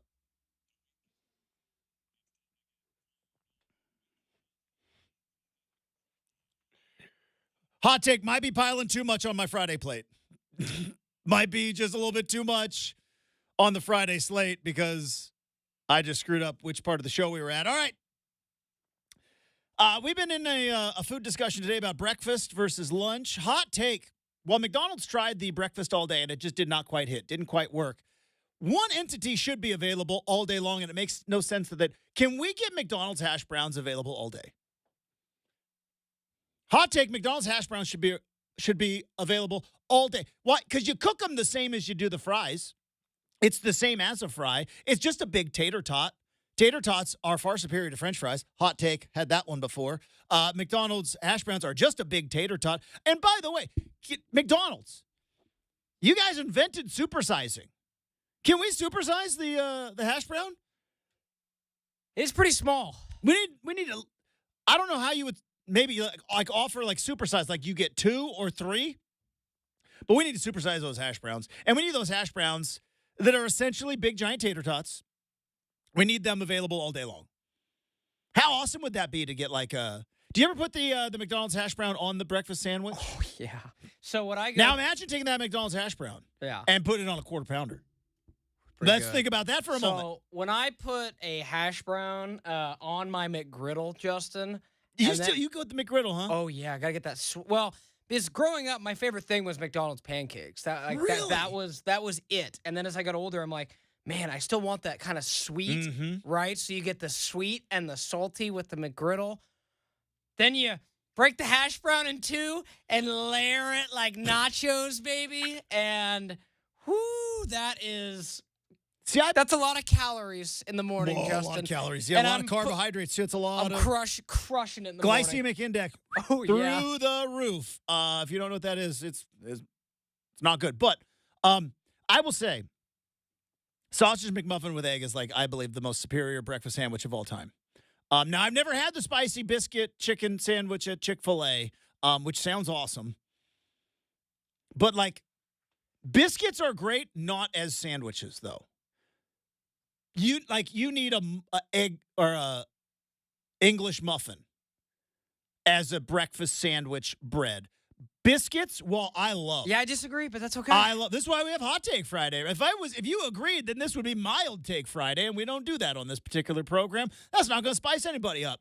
Biscuits make terrible sandwiches. English muffins make great breakfast sandwiches. There we go. You got one? You got a football one, I bet. Yeah, I got a couple actually. One. You threw out Lunch Lady Pizza is worse than Red Baron Pizza, which I didn't even think about it, and I think you might be onto something there. Yeah. I'm gonna throw out that. Let's see. Kind of threw it out earlier. I'm trying to figure out if I want to slightly change it up, but I'll stick with it. Chick-fil-A breakfast is underrated. And therefore, I'm going to throw this out there too.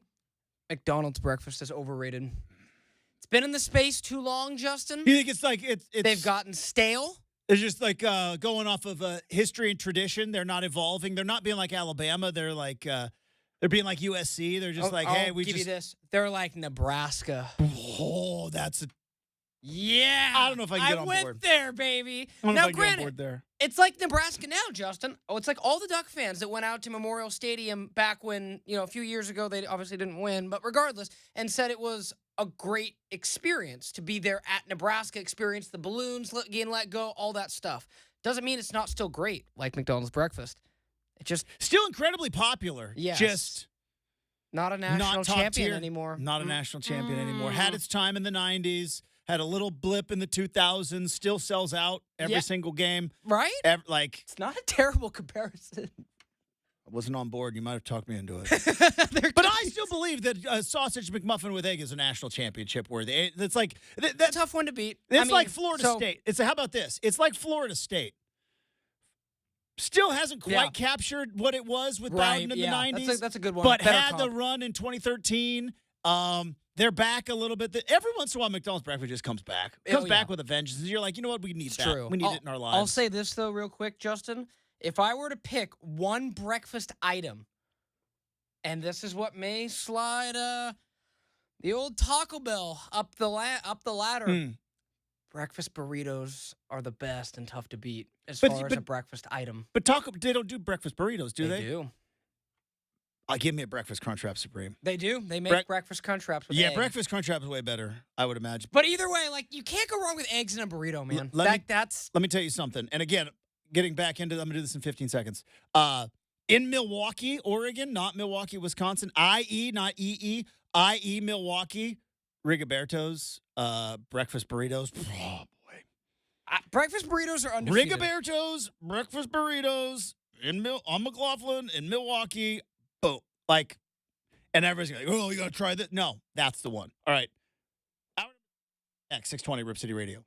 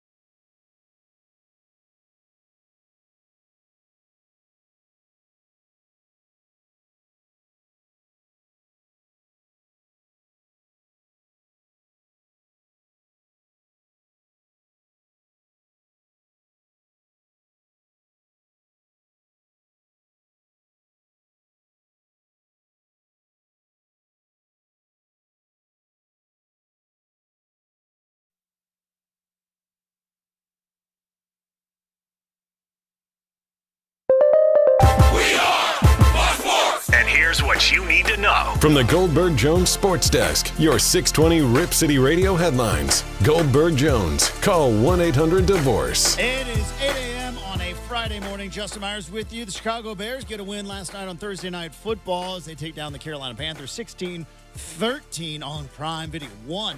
Count them, one offensive touchdown. Oregon State set to take on the Stanford Cardinal at Reser Stadium, 2:30 kickoff on the Pac-12 Network. Fond farewell for the Beavs and the Pac-12 Network. This is it, the last time, as it's been a rocky relationship between Oregon State and the Pac-12 Network. 2:30 kickoff in Corvallis. Oregon's got the nightcap as they'll be taking on USC. 7:30 kickoff. Oregon 15.5-point favorites at home against the USC Trojans. The man who's going to be there at Autzen Stadium is going to be joining us in 20 minutes. Friend of the program, former co-host with me down in my old neck of the woods in Eugene. From 95.3 The Score, Steve Tannen joins the big show in 20 minutes. We've got the RCM mailbag coming up in 40 minutes. And is the Big Ten treating Michigan unfair? Hour 3 starts right now on 620 Rip City Radio. The home of the OSAA is 620 Rip City Radio. The most transparent show in Portland is Rip City Mornings with Justin Myers, here on 620 Rip City Radio. All right, so Michigan Wolverine fans waiting on pins and needles. And according to Jim Harbaugh's attorney, who's releasing statements right now, he says, Coach plans on going to the game and coaching. He doesn't know what anybody else's plans are, but plane takes off at 1 o'clock. Coach is going to be on the plane at 1 o'clock. Brendan, do you remember the movie Office Space? Did you ever see the movie Office Space? Vaguely.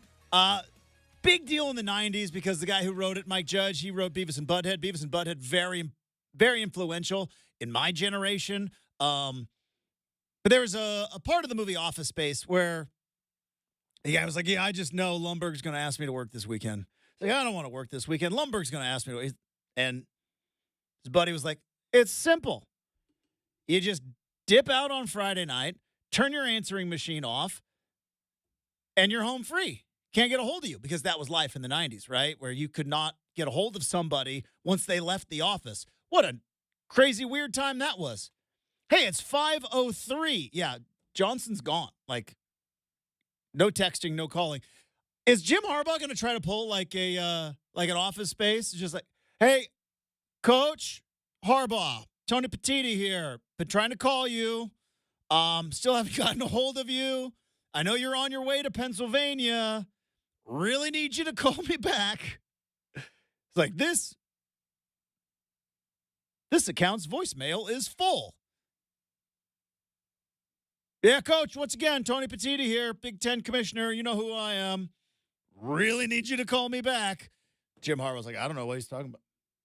Shows up pregame warm-ups tomorrow. I don't know what he's talking about. I haven't heard from anybody. I'm not on the internet. I don't have email, so couldn't tell you. He's getting on the plane, flying to Penn State. I'm coaching my team, but potentially could be suspended for the game against Penn State. Now, here's another little wrinkle, a little layer into this. Is this fair? Right? We talk about this throughout this entire process. What is fair? Is this fair? Does the Big Ten and should the Big Ten be intervening in what is normally an NCAA investigation? Should the Big Ten be taking over as the executioner instead of the judge and the jury for an NCAA violation? Not a Big Ten violation, but an NCAA violation. And, well, a couple of college football pundits in Desmond Howard, Michigan man, and Greg McElroy, Alabama Roll Tide, had a little bit of a disagreement this morning on Get Up. Here's the exchange, and it's fascinating arguments by both sides, which obviously come from different parts of the football world. Who's right and who's wrong here? Here's the exchange on ESPN this morning with regard to, is the Big Ten treating Michigan fairly? Well, Greeny, I want to first ask Des just a sec. How are they being treated unfairly? Like they're going through due process at the moment. So I push back on that to an extent. But as far as this game is concerned, Greeny, No. The commissioner is actually treating them unfairly. He's circumventing due process by the NCAA. That's why. You know, Greg, if this would never happen in the SEC. Are you telling me that they would do this to Nick Saban in Alabama? Hell no. Hang on a second. This is a whataboutism. So now we're going down the whataboutism. Like this, whether or not Jim Harbaugh was responsible or not, sure. Well, I'm not suggesting that he was back there. He was the mastermind behind this grand scheme. I'm not. What I'm suggesting is they're not being treated unfairly. They made their bed. A guy that is associated with the Michigan program they're absolutely being treated seen unfairly. At Absolutely. other games. They are not being treated unfairly. They are being heavily scrutinized because they're what circumventing happened. Due process, Greg. That's fair enough. Maybe they are to an extent. I don't know about the due process or whatnot. If I were Michigan, I'd want a resolution as soon as possible. So there it is. They're being treated unfairly. No, they're not. What are they doing? Circumventing due process. So there are two sides to this, right? There is the letter of the law and there is the spirit of the law. And I believe Greg McElroy is arguing letter of the law, and I believe Desmond Howard is arguing spirit of the law, and I believe kind of both of them are right. Let's take Desmond Howard's statement.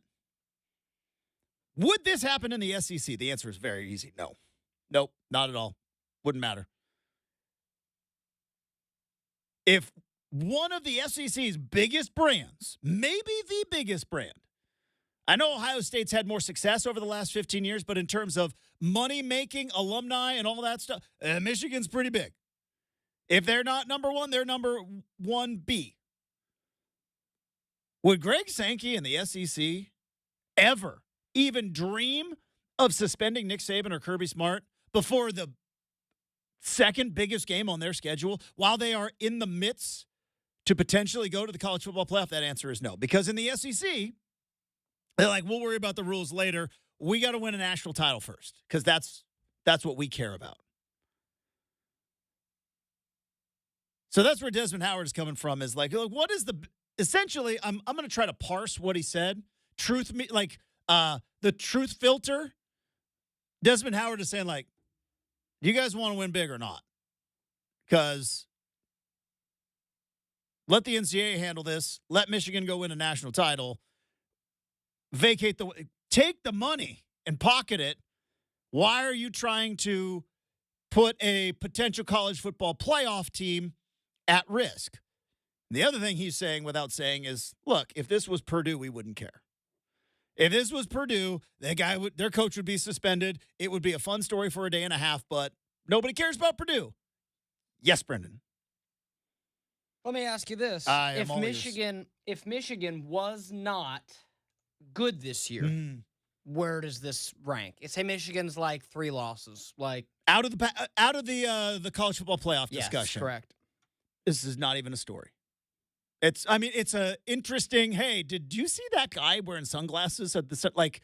Connor Stallions was a funny story, but let me just say this: if Michigan was 6-3 right now, with a loss to Rutgers, maybe a loss to Wisconsin or somebody, like if they are 6-3, the entire Big Ten coaches would not have been on a conference call with the commissioner saying, you got to do something.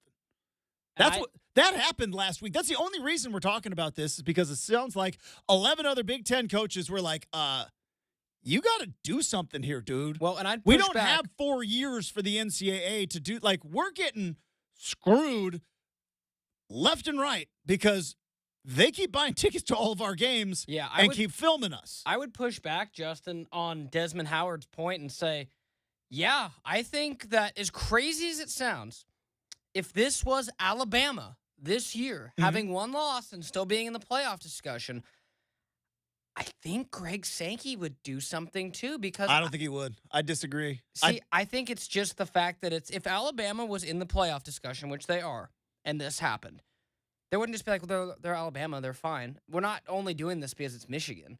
We're doing this because it's one of the biggest blue bloods in college football that has won games the last 2 years that all of us have been like, how in God's bleep did you win that game? You're like, oh, wait, okay, now it makes more sense. So like Justin said, goes back to Jim Harbaugh all of a sudden couldn't beat Ohio State. Then he did. And Michigan State couldn't do that Funny either. how that works. But So here's all going that back. to say, I think this would have went to several other schools and had the same impact. Maybe I'm wrong, but Ohio State, if it was Ohio State, it'd be similar. And I think that's what Desmond Howard is saying here, is that in the SEC, they would have been like, oh, hey, let's not rush to judgment here. Like, could you imagine the calls on Feinbaum's? Like, hey, Paul, let's not rush to judgment. We don't know. And they would like, because the SEC knows where their bread is buttered, right? There's a reason why the SEC is the biggest behemoth in all of college football. Right or wrong, they are. And the reason why is because they're like, hey, over the last 10 years, Georgia and Alabama, pretty good programs.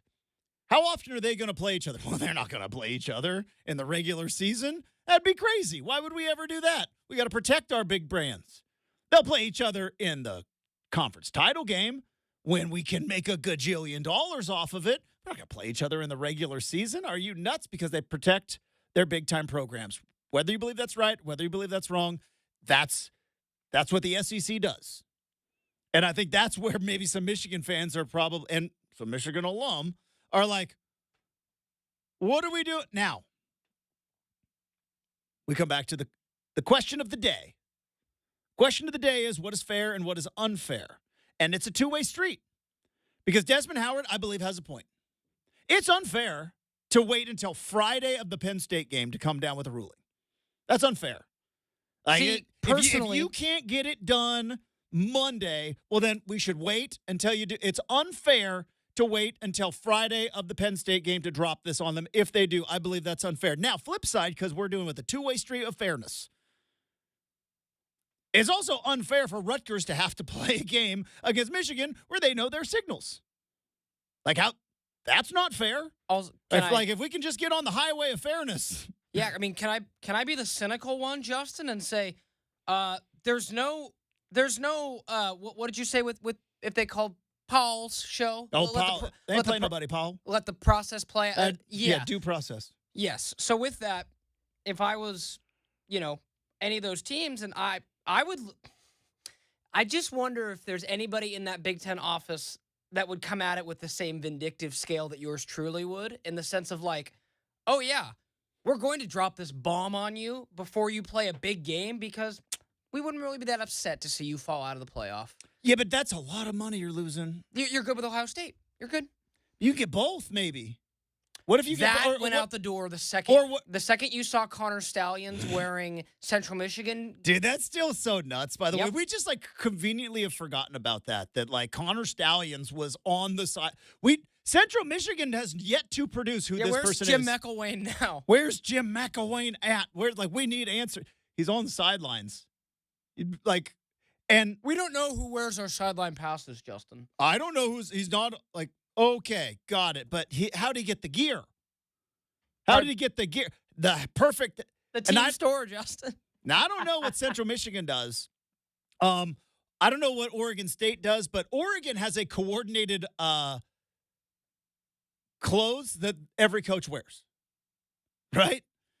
You can get some of it like Dan Lanning wears, I think, his long, but all the other coaches coordinated. Nike is like, here's what we're wearing today. When Oregon wore the throwbacks, coaches wore the throwbacks, right? This is what we're wearing today.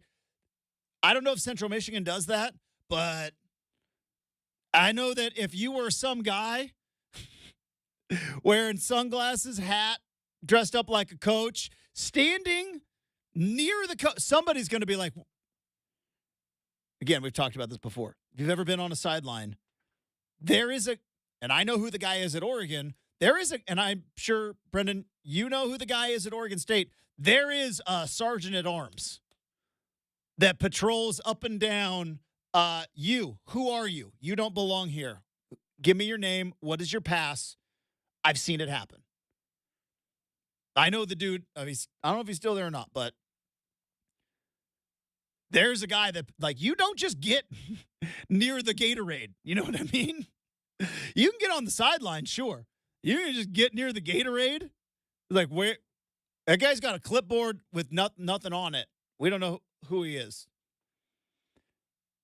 It is also a bit unfair to be like, hey, Friday, it's almost noon. You're playing Penn State tomorrow. You may or may not have a head coach on the sidelines. Oh, so much to unpack. I love this story. I love it so much. All right. You know what else I love? Steve Tannen comes on the show. We're going to talk some Oregon football. We're going to talk some Oregon State football. We're going to talk some scoreboard watching. College football makes strange bedfellows in the month of November. Oregon has to root for Washington. Oregon State's got to root for Colorado, right? Weird rooting interests when you get to this point in the season. We'll talk about all of it next. 620 Rip City Radio.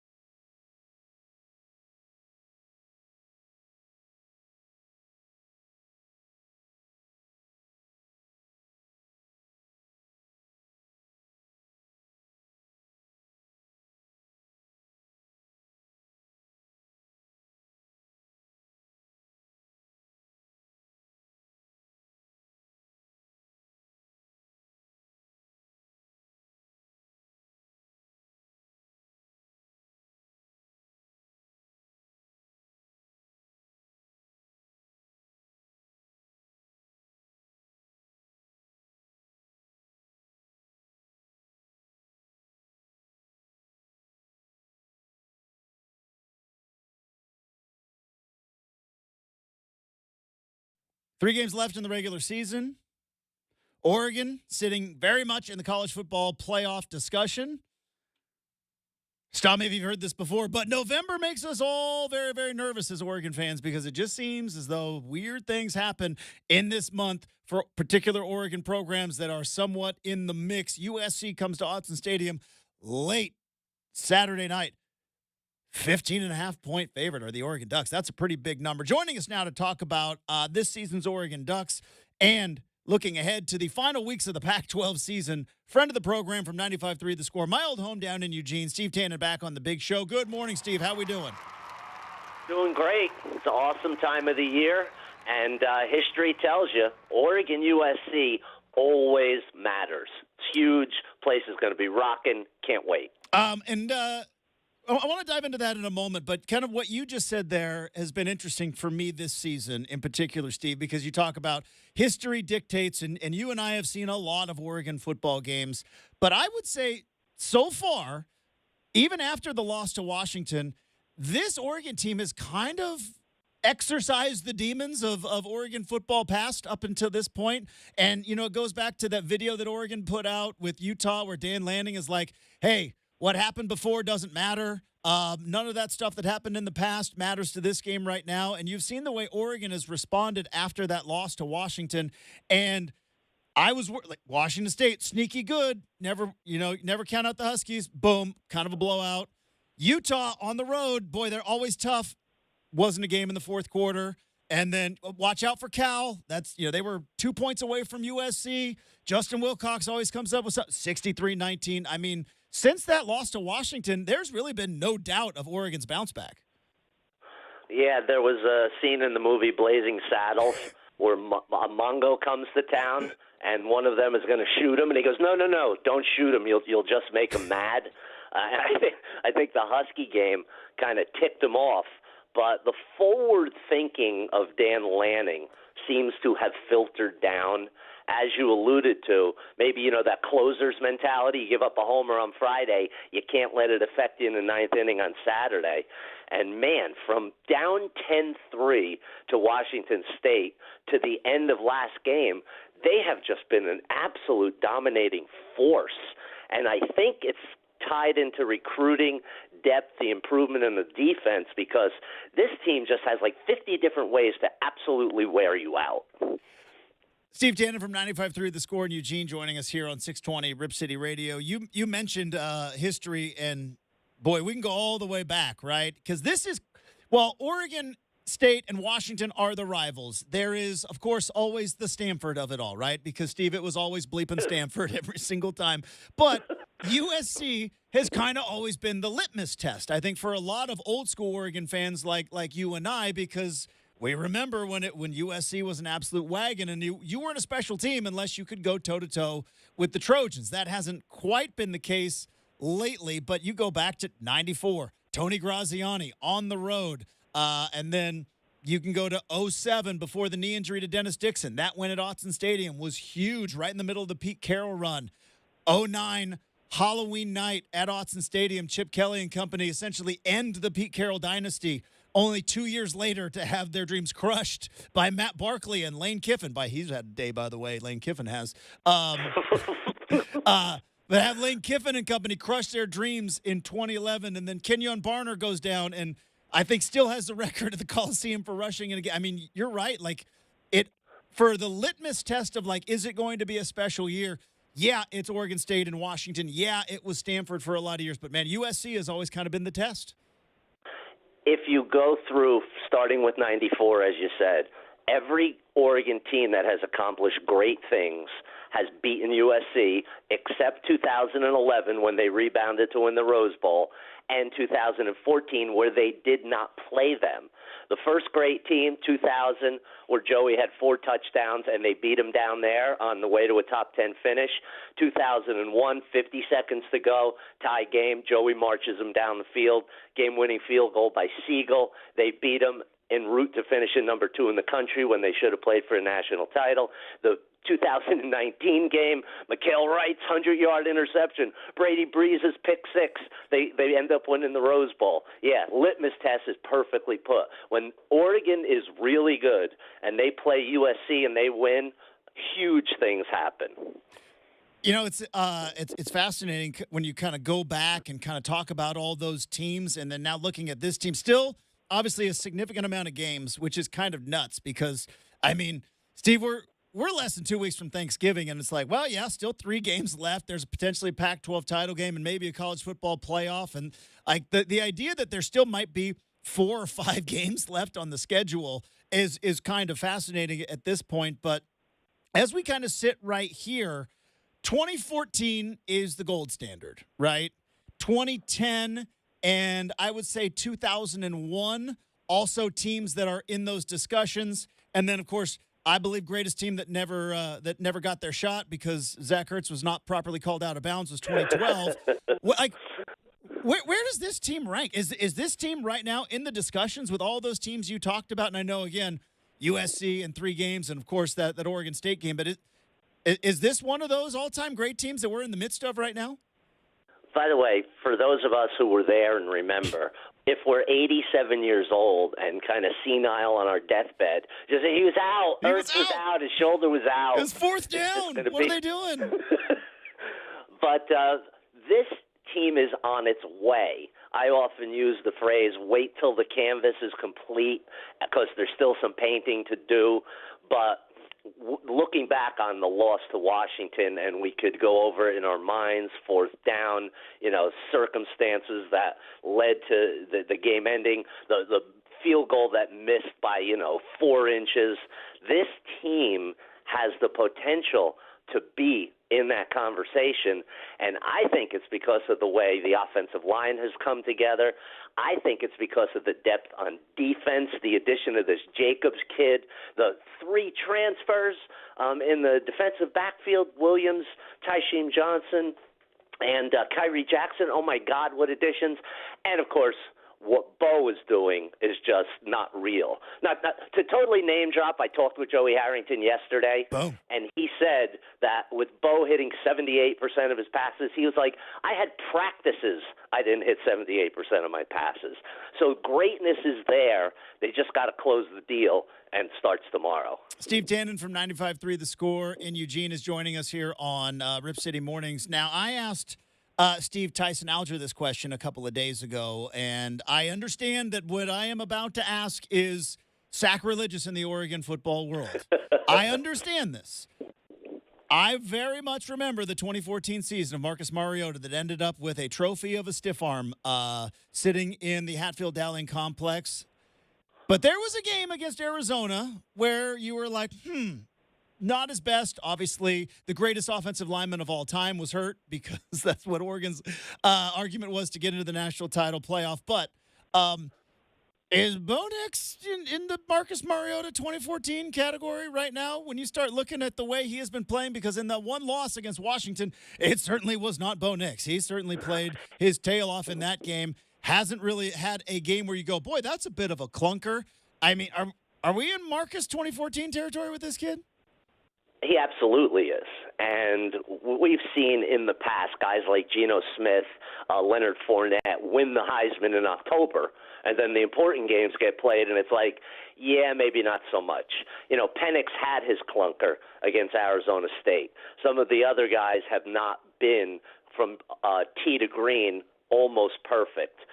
The way Bo is playing with the magnitude of the games rising, he still has, as you said, enough time to convince the voters. It's like, I know you kind of had me in 3rd and 4th, but you need to have me rise in the charts.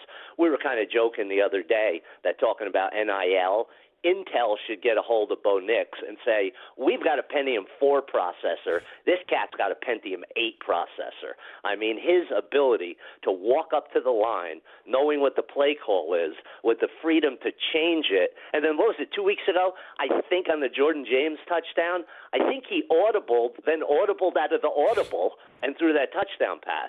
He has just been playing flawless football. If somebody follows this game and says he's not near the top for the potential to be a Heisman candidate, they're just watching something different. Well, it was funny to me because I played the clip of him after the Utah game, that play you were talking about, where somebody said, "Hey, what happened there?" And he went into like it was an angle, and then we switched, and then we got in the middle. And I was like, any fan out there that does I don't mind the fourth down plays. I just don't like the play call. It's like you don't know the half of the play call. Right, you don't know a tenth of the play call because that was just one play in one game, and my head is absolutely spinning. So it's always interesting. Like, I don't know if I just like the play call. It's like, yeah, did you hear him describe the play call? And I like on the kind of going to what you were talking about, Steve, and the trust that they have. I'm sure you've watched the these little movies that Oregon keeps putting out. Yep. And by the way, if they end up beating Washington in the Pac-12 title game, it's going to be like a 4-part Netflix series, I bet. But the Utah game and that play in particular, and they did the coach's headset, which we very rarely get a glimpse of, and it's like he's checked. I don't know what he's checked to. It's like the offensive coordinator is telling the head coach, "Bo just checked. I don't know what play he's calling," which is unheard of in college football.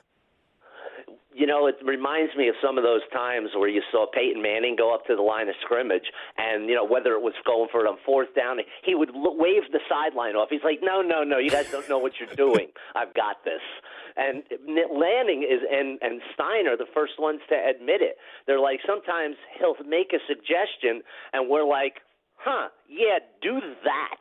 I don't know if I've ever heard that with a college football player, or coaches have a tendency to want to be dictators and the buck stops here, but I think it shows how progressive Lanning and Stein are, their willingness to say, well, he's out there, he's not doing anything wrong, maybe on occasion we defer to Bo Nix. Steve Tannen from 95.3 The Score down in Eugene joining us here on 620 Rip City Radio. All right, let's talk about this particular game in hand, Steve, because obviously USC comes in, they just fired Alex Grinch. And that brings an interesting wrinkle. First off, you mentioned what Dan Lanning did because last year Oregon's Achilles heel was the defensive backfield. It just was, and you saw that on full display against Washington. And they went out and fixed it in the transfer portal, which you can do in 2023. Which is fascinating that USC had, as you love to call, and I steal from you all the time, the e-fence because they had no D last year. And then you had an entire offseason with NIL and a transfer portal and your USC for crying out loud. And the fact that they have not addressed that or fixed that is fascinating to me because that is a possibility. It's a reality in 2023. Like Chip Kelly used to say, well, we can't go get guys off the waiver wire. Well, now you can, at least in the offseason. Oregon's done that. USC didn't. That's surprising to me that with all their resources and their ability that they didn't go out and just steal a bunch of 4- and 5-star defensive players to upgrade that defense. It's been a mess all year. Yeah, there was one of their beat writers for the Athletic, Antonio Morales, wrote about the decline of their defense, and he pinpoints the start to 2009. But with Alex Grinch, so they fire him, and they bring in these two new guys. Not two new guys. They upgrade, Sean Newitt and Brian Odom. So could you imagine, we're firing our defensive coordinator. You guys are going to call the plays. They're like, oh, awesome. Who are we playing? Could we wait till next week? Could you imagine having to make your debut as a defensive signal caller against this offense when you look out and there's no reason to think that there's an easy fix? I mean, you get smoked by Washington, that's one thing. But Cal almost hung 50 on you. I mean, this is a kind of a situation that has spun out of control. But if you've been following Lincoln Riley, it's not like he had the 85 Bear defense when he was at Oklahoma. Which is interesting in this matchup because I do think it could go one of two ways, right? The college kids are emotional. They're roller coasters. It's why college football is crazy and it drives us all insane. But every once in a while, sometimes you just get a different voice saying the same thing, and you can get kind of that new coach bump where maybe they had tuned out Alex Grinch at this point, and you get now a new voice and maybe a different effort. But also in this matchup, Steve, which, by the way, 15.5, 16, wherever the line is now, that's a lot. That's a lot of points.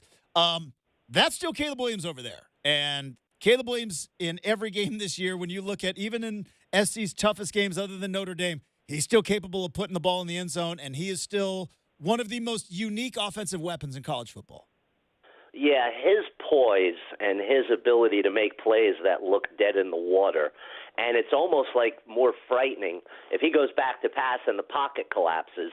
And it doesn't matter with him if he rolls left or right, because the way he's in sync with his receivers, and it's like you run the broken play drill, but it's like almost one of their designed plays, and they've got such speed and they've got such talent and skill on that side of the ball.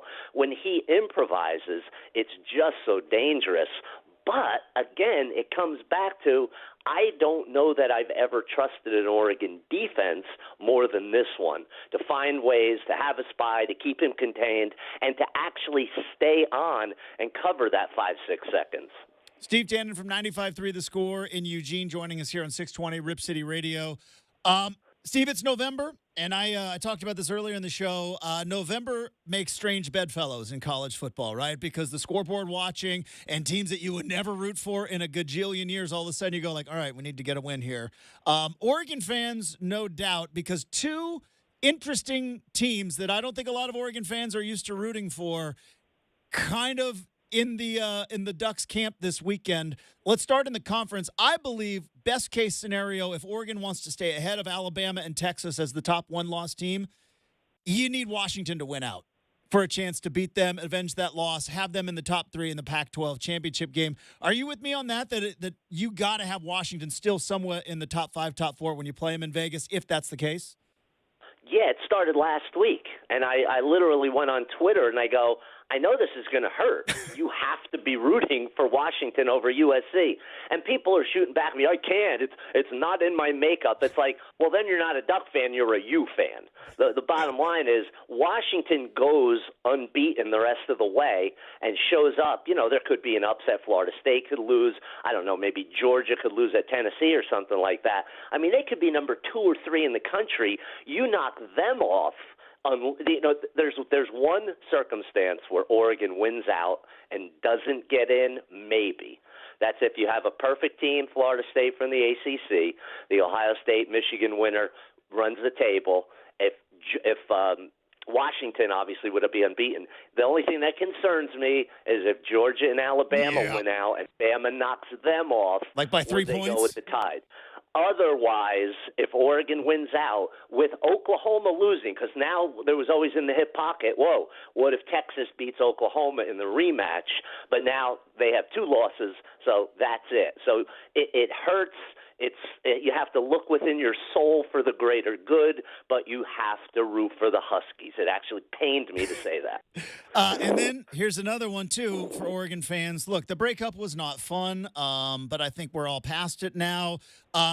We're moving on with our Oregon lives. Miami is moving on with their life, and Mario Cristobal, even though the breakup wasn't fun, that was an awkward press conference for the Alamo Bowl and all that stuff. But like you mentioned, a lot of Oregon fans probably haven't been pulling for the Miami Hurricanes over the last couple of years for good reason, but kind of need the Hurricanes to show up this weekend in Tallahassee. First of all, I understood from the minute he came here that if Miami opened up, he was probably gone. And it was the only circumstance under which Coach Cristobal would have left. I had a good relationship with him. I always thought he was a class act. Plus, I date from the 80s when I loved from Michael Irvin, Catholics versus the convicts, rooting against Notre Dame. Miami is my second favorite team. So, again, you might not be the biggest Coach Cristobal fan, you might feel somewhat jilted, but if they got to go into Tallahassee and knock off the Noles. We actually need one of those 90s wide right specials with the Hurricanes storming the field. It is going to be a fantastic weekend of college football, and obviously weird, strange things happening. How about that Michigan thing, by the way? It's Friday, by the way. They're playing Penn State tomorrow, Steve, and like Harbaugh might be suspended. What a crazy world we live in. Yeah, it's like they're counting ballots late into the night, and we don't know which way it's going to go. It's very strange because when you think about USC and O.J. Mayo and Reggie Bush, that happened in 2005. The sanctions hit in 2010. The NCAA generally moves at the pace of a glacier. Now all of a sudden, and by the way, I can't stand Harbaugh. I always thought he was a self-entitled, arrogant SOB. I'm rooting completely against him. But all of a sudden, the NCAA is snapping to it, and they're efficient, and they're operating in a rapid pace. It's kind of comical. Much like ballots being counted later in the night, Steve, I would imagine just like that, the results are going to have a reasonable response from all parties involved. You know? Yeah, fair. That's the decision. The Michigan State fans, the Ohio State fans, and the Michigan fans will be very measured and calm in their reaction. Well, I guess I can see what you're doing there. Let's move on forward. It is a fascinating time in college football. Oregon, USC late into the night. Probably very happy you don't have a post-game show anymore because it is going to be a late one at Autzen Stadium. Hey, Steve, have a terrific day. Enjoy the ball game tomorrow. We'll look forward to talking to you again soon. Always great talking to you guys. Have a good one, Justin. There you go. Steve Tannen from 95.3 The Score. Coming up next, we wrap up the big show with the RCM Mailbag, 620 Rip City Radio.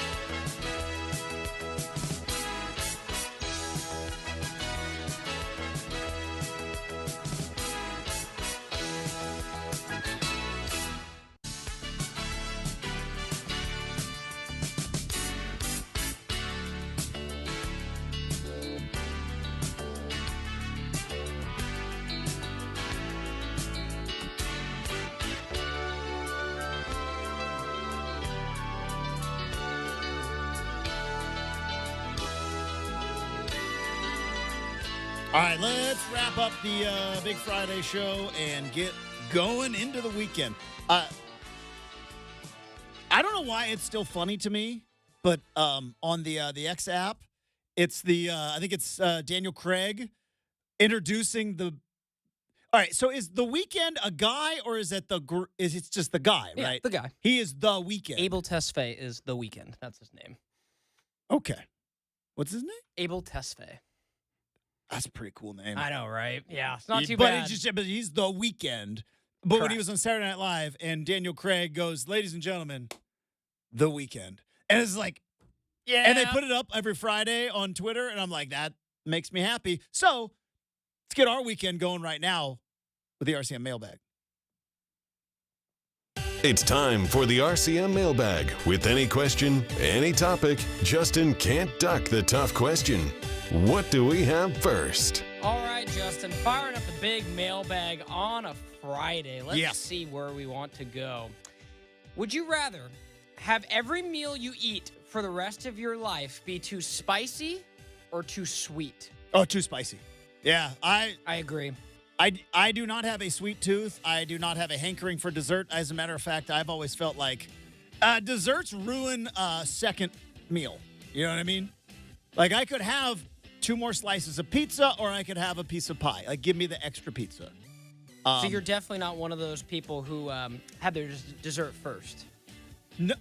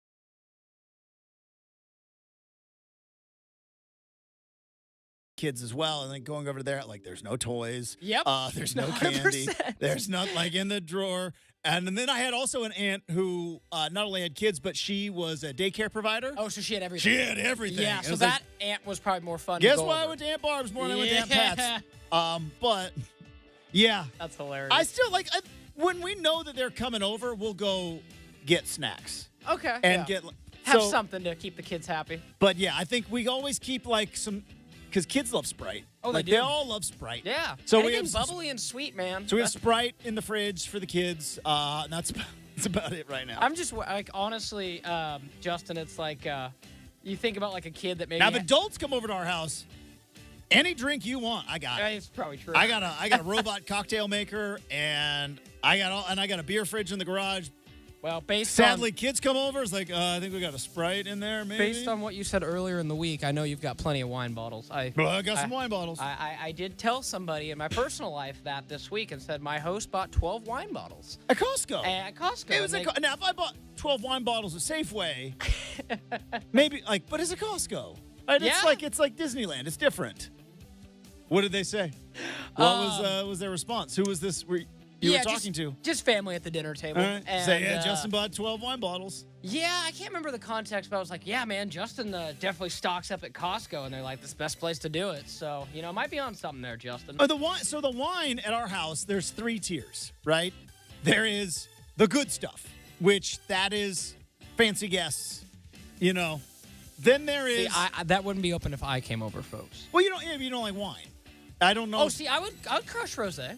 I'd crush rosé. Yeah, if you call that wine.